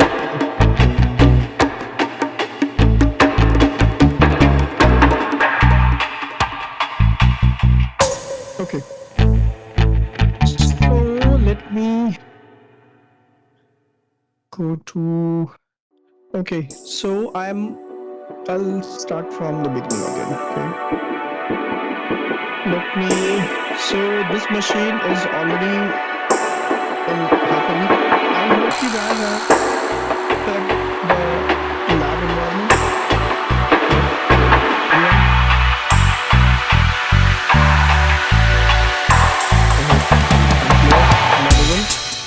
Yeah, I will. Yes, we go. I have some difficulty to set up the lab. I'll try again today. If not, then What is the difficulty? like the zip file is not getting executed. I'm not sure what's happening. Oh, I think it should work. Vimla, yours is done, right? Yeah, yes, I do. Actually, the difference due to the space issue, and I got the same issue. So, the children are so that's a space issue actually. We need to clear some space in we need to platform it is this partition need to be done, and we need to clear some space. Correct.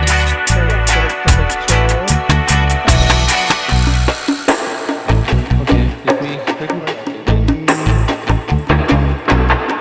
So if I go to my PC, so earlier I used to have one with 400 some space here. Okay, so I need to split that in 2 parts. I mean, that is how I got this particular space. Okay, so you need to split that. Go to device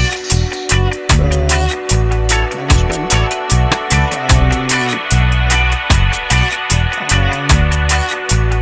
So come on, guys, you can go back. One second.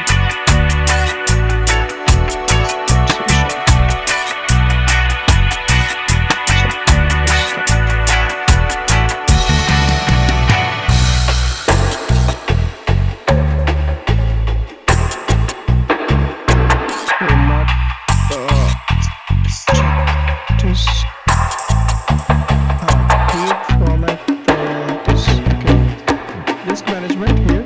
So is it? Can you see this? So earlier, I had this disk which was like 400 something. Okay, this if you can see, let me this one C drive. Okay, so what you need to do, you need to just click it, okay, and shrink the volume. Okay, so it will analyze the space and it will give you option to shrink it, and then you can, out of this you can take the chart, how much space you want. Okay, you can take it here and then you can shrink it, and then you can, like, once you do the shrink, then you can right click on that partition, you can format, and you can assign a drive later and you can set it up. So like that, I got 2 partitions from this C drive. So try doing that if that works. Okay. Okay, yeah, thanks. So let's connect to the. So this is Windows 11 and Wi-Fi.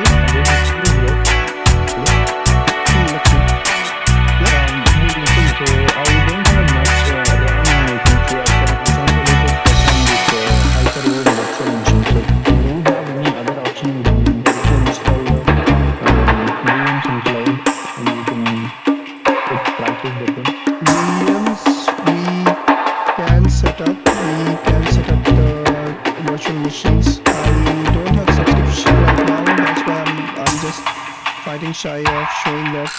If you guys have any subscription, then I can show you like how you can set it up. Okay. I think that is subscription, but I just want to go in online booking practice because on my laptop we have subscription. Okay, so let's see tomorrow. I'll take out some time. Okay, we'll do the setup. Okay, tomorrow we'll do. And with this portal.azure.com, you have 30 days free trial with 200 credits. So we need to ensure that what we require and what we not. Okay, apparently, so we will not be billed for anything extra. Any other thing that we're not using it. So I'll show you tomorrow. Okay, do remember me if I miss it out. Sure. Okay, Sure. so let's. Okay, so one thing just wanted to show you guys something about. So if you can see, this license is valid for 90 days. Okay, earlier this was not showing me. This was showing me that it's valid. Okay, so I need to just run a command. I see if I have it with me on this machine. Yes, this one. So this first one gives the remaining evaluation version. So this happens like when you are doing this Hyper-V, somehow you get to see that this is license is expired. So we just need to put that. So this will show you what is the here. So this is where you can see that says remaining Windows VM is count 2. Okay, so means 2 times I can renew my subscription. Okay, and one more thing is about this. Where is that? Yeah. So if you need to extend the evaluation version, you need to type this. Okay, and you need to do the set. So it says command completed successfully. Please restart the system for the changes to take effect. So if it's showing expired here, okay, you do this command, and this will change and it will give you the extended license version for that. Okay, so I thought that this is something important and I just wanted to show you. So alright, so let's do one thing. Let's run few things from here. Okay, so first we'll take out the serial number, host name, real version to identify what is happening. Then we will do the setup execution policy. My bad. Okay, so let's run this. Okay, so what you need to do, let me close all this. Okay, click on start.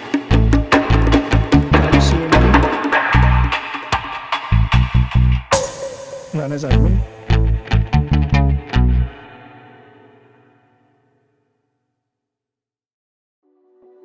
And okay, 270s here. Oh my god.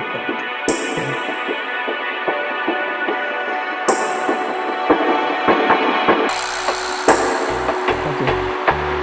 So first we'll check mouse put serial number.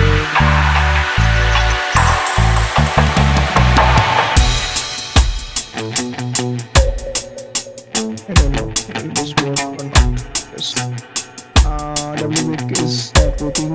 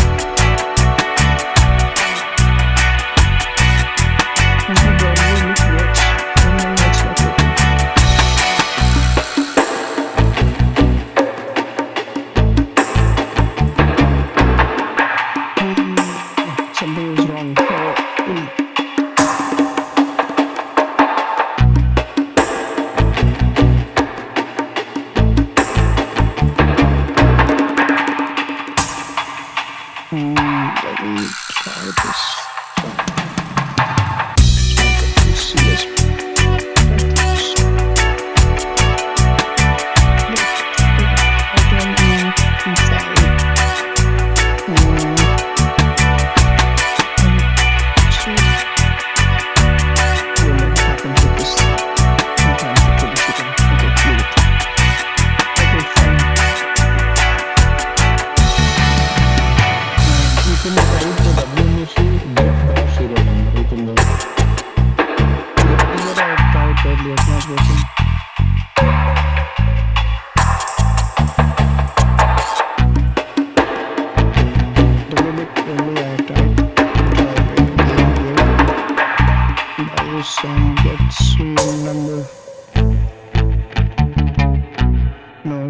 Working. Okay. So let me do one thing. Okay. So what I did, I just wanted to show you guys. I simply typed. Okay. So I.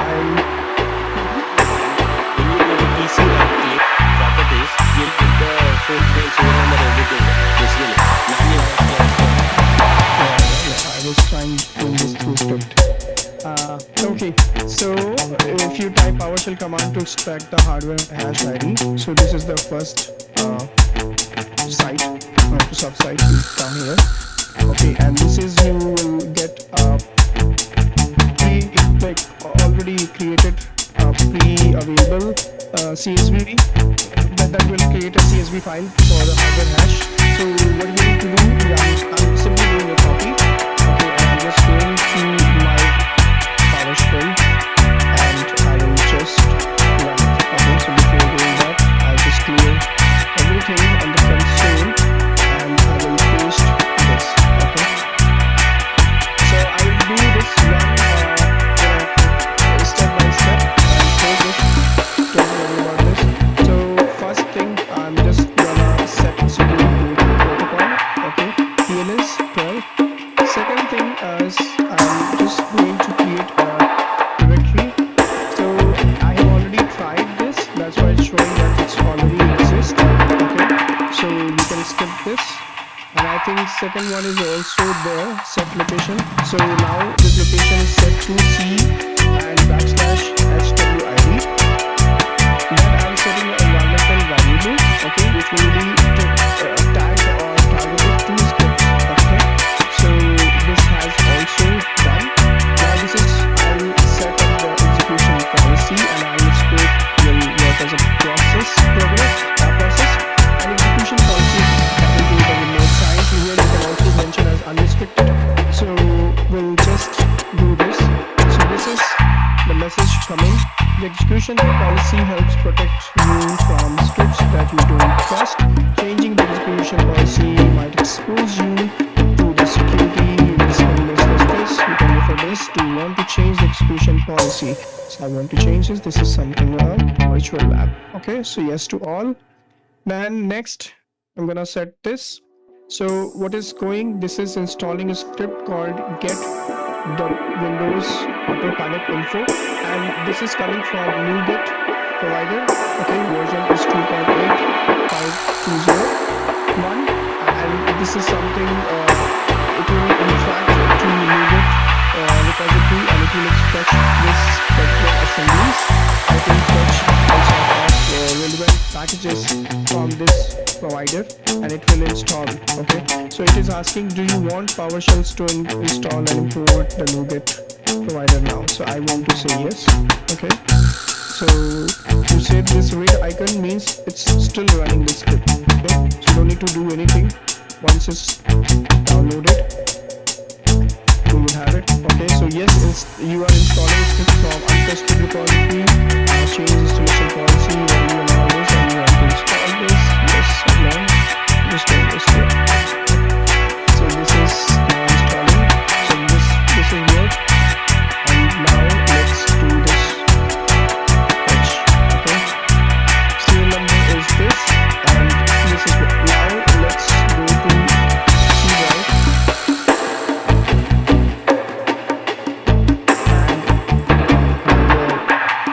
hash, and this is what the CSV.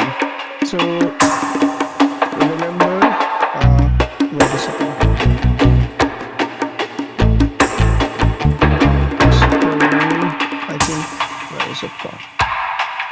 So we talked about this.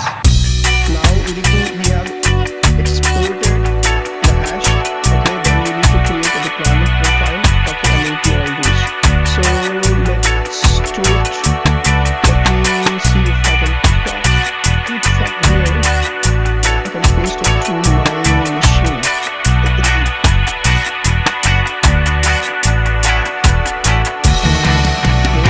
so it's here. Now I need to launch my Intune portal.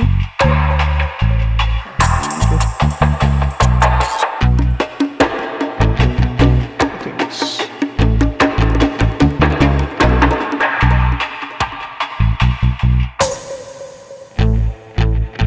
Because this is first time on this VM performing this autopilot, so we'll have a look. Okay, so you guys tell me like each step, step one, step two. What I need to do now.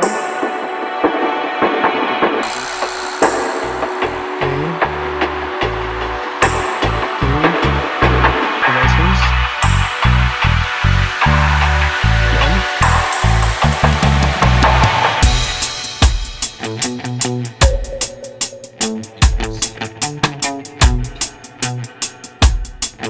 Windows, okay. Okay. First thing, I think I talked about is automatic enrollment, right? So automatic enrollment is something that this is where it comes.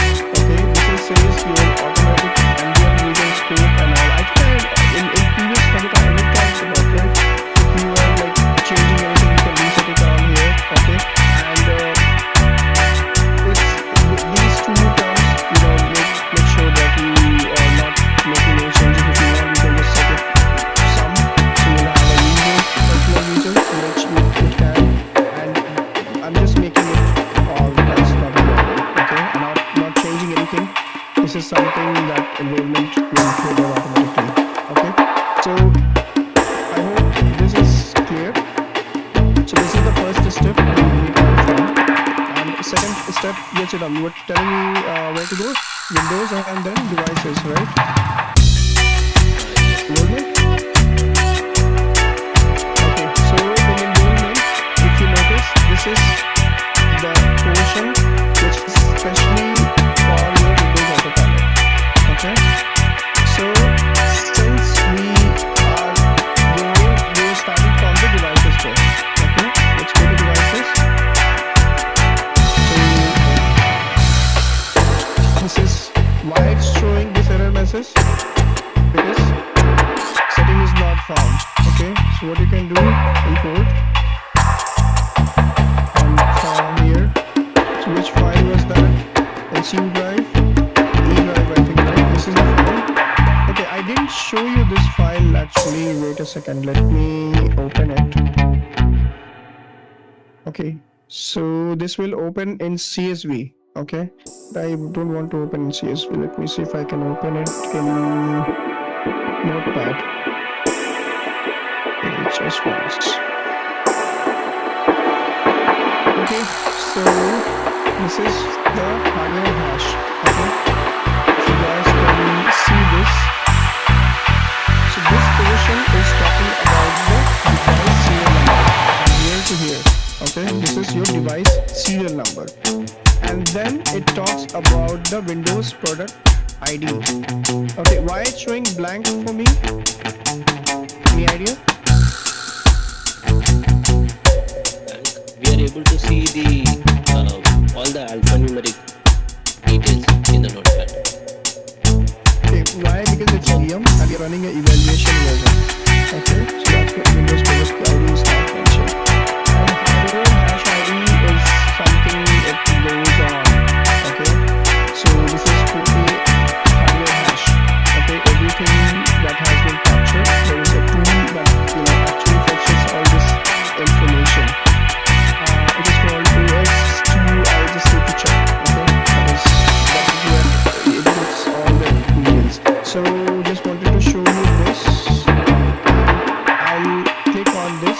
and simply click on import. So if there is any chance, if there is any error coming here now, it will not give you this. Okay, it will straight away give you the error message. Okay, so if you are changing anything, if you are importing that in Excel, if you're making any, so try not doing that. Okay, try not making any changes in or in any dot or a b c any alpha numeric number or anything that you want to append on just to make it. No, so you don't need to do that. Okay, so this is what it is, and you just need to click on import. Okay, so it says that Windows Autopilot lets you customize the out-of-the-box experience for your users, right?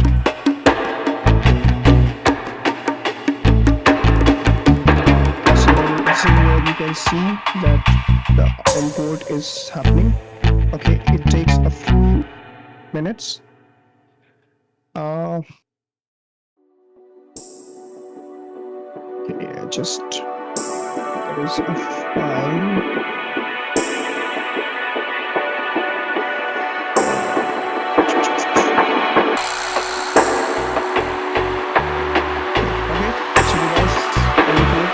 Successfully, and now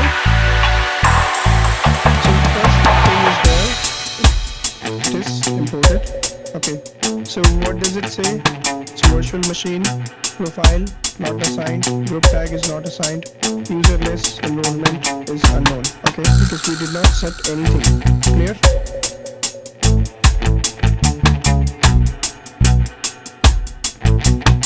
Are we on the same page, guys? Yes, sir. Okay. Okay. Perfect. Okay. Now, let me get you to Intune. Sorry, your voice is breaking. Group tag is not given.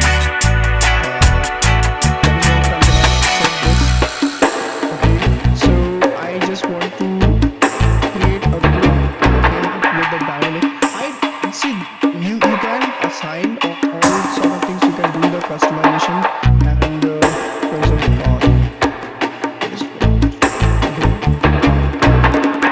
yes.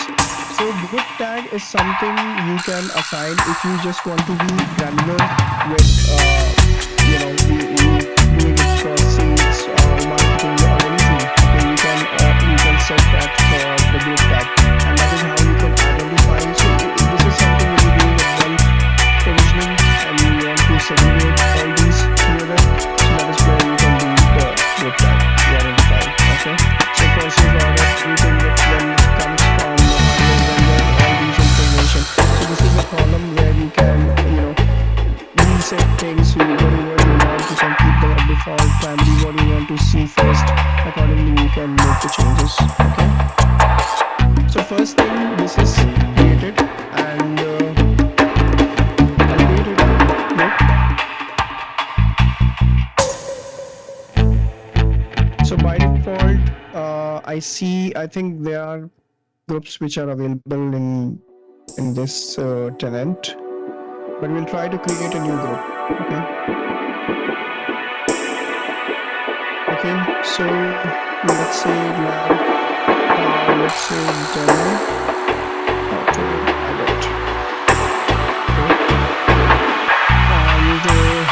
And yes, I want this out. And we want to set the members, owners. So let me set a group. Maybe members I'll put, maybe here is available. Okay, admit header, that's the one. Okay, and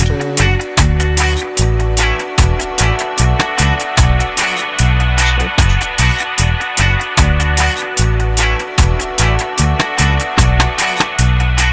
So it says create a group to which Microsoft Entra roles can be assigned in a setting that not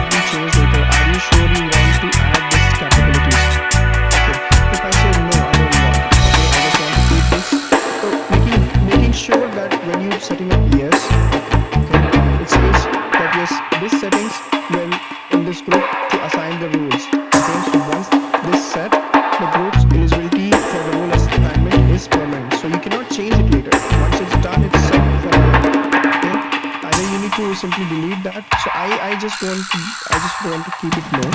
Okay, and assignment type I just want to make it device dynamic device. Okay, and I'll make the dynamic device query. This is how I'll identify. So query instance, I just capture this from here. Okay, I'll put that in the chat. Okay, and also I'll see if I can add that in the notes so you guys can have it. So anything it says, so this particular query says, so when you create a group, okay, it includes all the Windows Autopilot devices by adding this ZTDID. Okay, so anything which starts with ZTDID will automatically fall in this bracket. Okay, it will be automatically identified, and I just click on this. Okay, and this is where it says you want to do this all. So I simply click on edit. Okay, and I'll put this syntax. So this is also mentioned that if you want to be more accurate about the rules and syntax, you can see refer for the examples. So this example says that how you want to set the rules, syntax, how it should look like. Okay, so mine is already I have taken this from Microsoft, and this is how it looks like. This is more of primarily looking for the zero touch deployment ID, and we'll have it. So I'll simply click on this. Okay, and this rule is set. Now let me just to validate rules. Okay, how's things in the group, not group, unknown. So anything which you want to set will come here. If the device validation happens, so it will give the status as well. Okay, so this is how you can also validate if the validation is working or not. So if I add a device, okay, so that will check the validation. So I am not sure if this is the device. I believe this is the one we just implemented. I believe this is the one. So we'll just check validate. Okay, so validation is okay. If I click on new details, you will see yes, it found this ID. Okay, starts with. So means query is fine. If query is not fine, it will give you the error message, not in the group or unknown. So we are fine with this. I'm just clicking on save, and I'm just clicking this demo autopilot. Do remember the name, because I click on everything. So do remember, demo autopilot is a great one. Okay, I just click on create. So we have alright. So this query is here. This group is created. Just click on refresh. Okay. And it's coming here. Okay. So meanwhile, let's go to the device. Okay. So okay, what I need to do next, guys? Tell me. Hardware is extracted. What next? PowerShell. No, I'm already given this. Okay. Yeah. Let's go to the slide. Let's go to the slide. Okay. So what we need to create a deployment profile, right? So before doing that, we'll do a system reset. Okay. And meanwhile, we will do all sort of things, and system will be reset in the background. Okay. So let's do the system reset.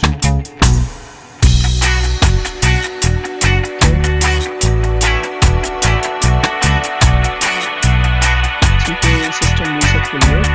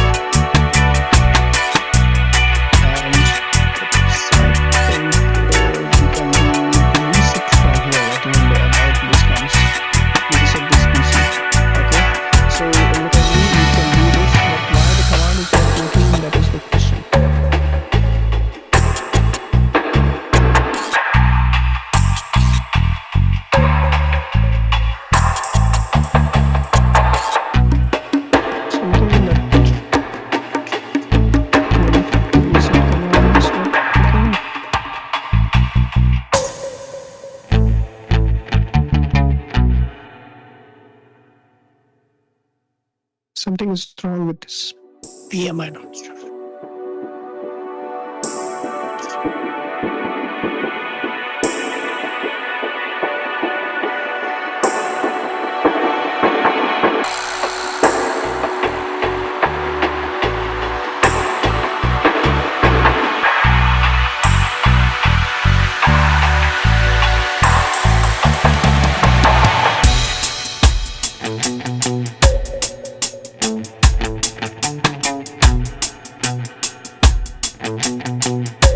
Do I need to install any module or something? Sure. System listed over something. This work.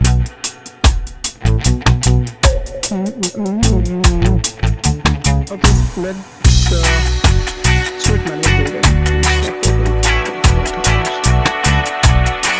Okay, so let's do the reset PC. Okay. What do you want? You want to keep my files or you want to remove everything? So we'll do remove. I'm not sure if this is part of Microsoft. This developer kit. There's various things which I'm not able to perform. Maybe I'll try spinning my own Windows 11 and let's see if that works or not. Okay. But it's through a manual way, remove everything.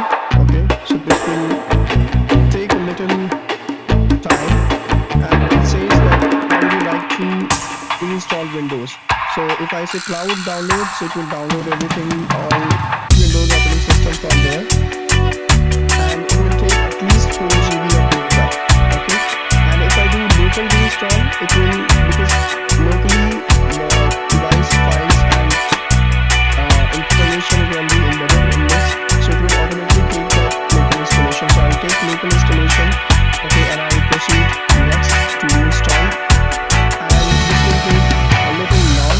So ready to reset this, I'm fine. I'm just going to reset and we'll start preparing. Okay, so meanwhile this is working, I'll just plug the charger 1 second.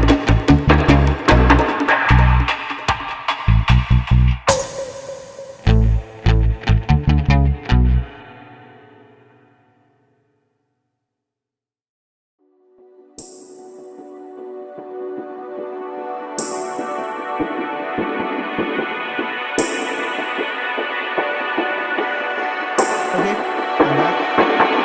Alright, so let's go to the console here. Okay, so I think we talked about it, then we'll talk to the configuration, the file setup. Okay. So Chidam, you're already doing, right? All these? Help me setting up? No, I'm not doing it, Vaibhav. Actually, I don't have access. I'm helping them. So it's another team, they are doing it. I'm just visualizing it. Okay, fine. So so far it's clear, right? First we did the device import. Okay, then we created a group. Okay, which is called Autopilot. Then third we are going to create a deployment profile. Okay? So no deployment profile is here. So we just create a profile named as Windows PC. And I'll just mention this demo to get profile. So we'll just copy here. Window deployment profile is the image which we are creating or the rules basically? Image is already there. Image is already there. We are only setting this profile for that machine to be rolled out. I'll show you in the next. Okay.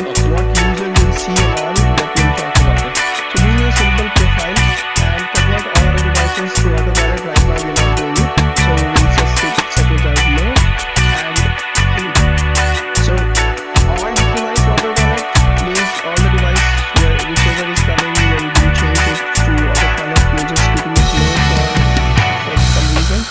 And this is out of the box experience.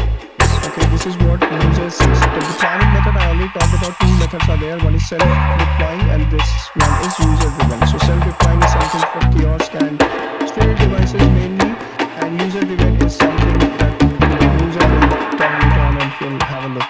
So what happens first? It will, initiate a user-driven mode. Okay, then it will join the Microsoft Entra ID. Okay, and then it says the software license terms and conditions. If you want, you can. Yes, if I say yes, I want to show that.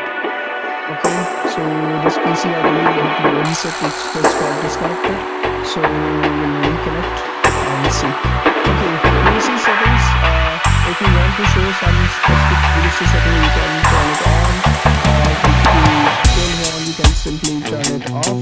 So the default value of, if you guys can see this, the default value of diagnostic data collection has changed for devices running Windows 10, this.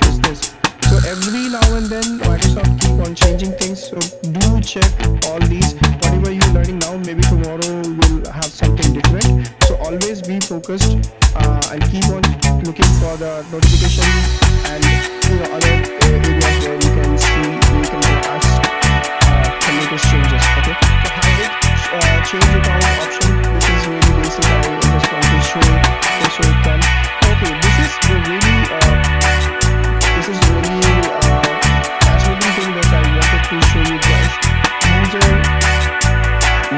account type. Okay, so this is where you can decide whether you want to make that user as an administrator. You want this as a simple standard user. Okay, so earlier this was not a feature. You need to have either a new account setup for the device, and then you can set up a standard user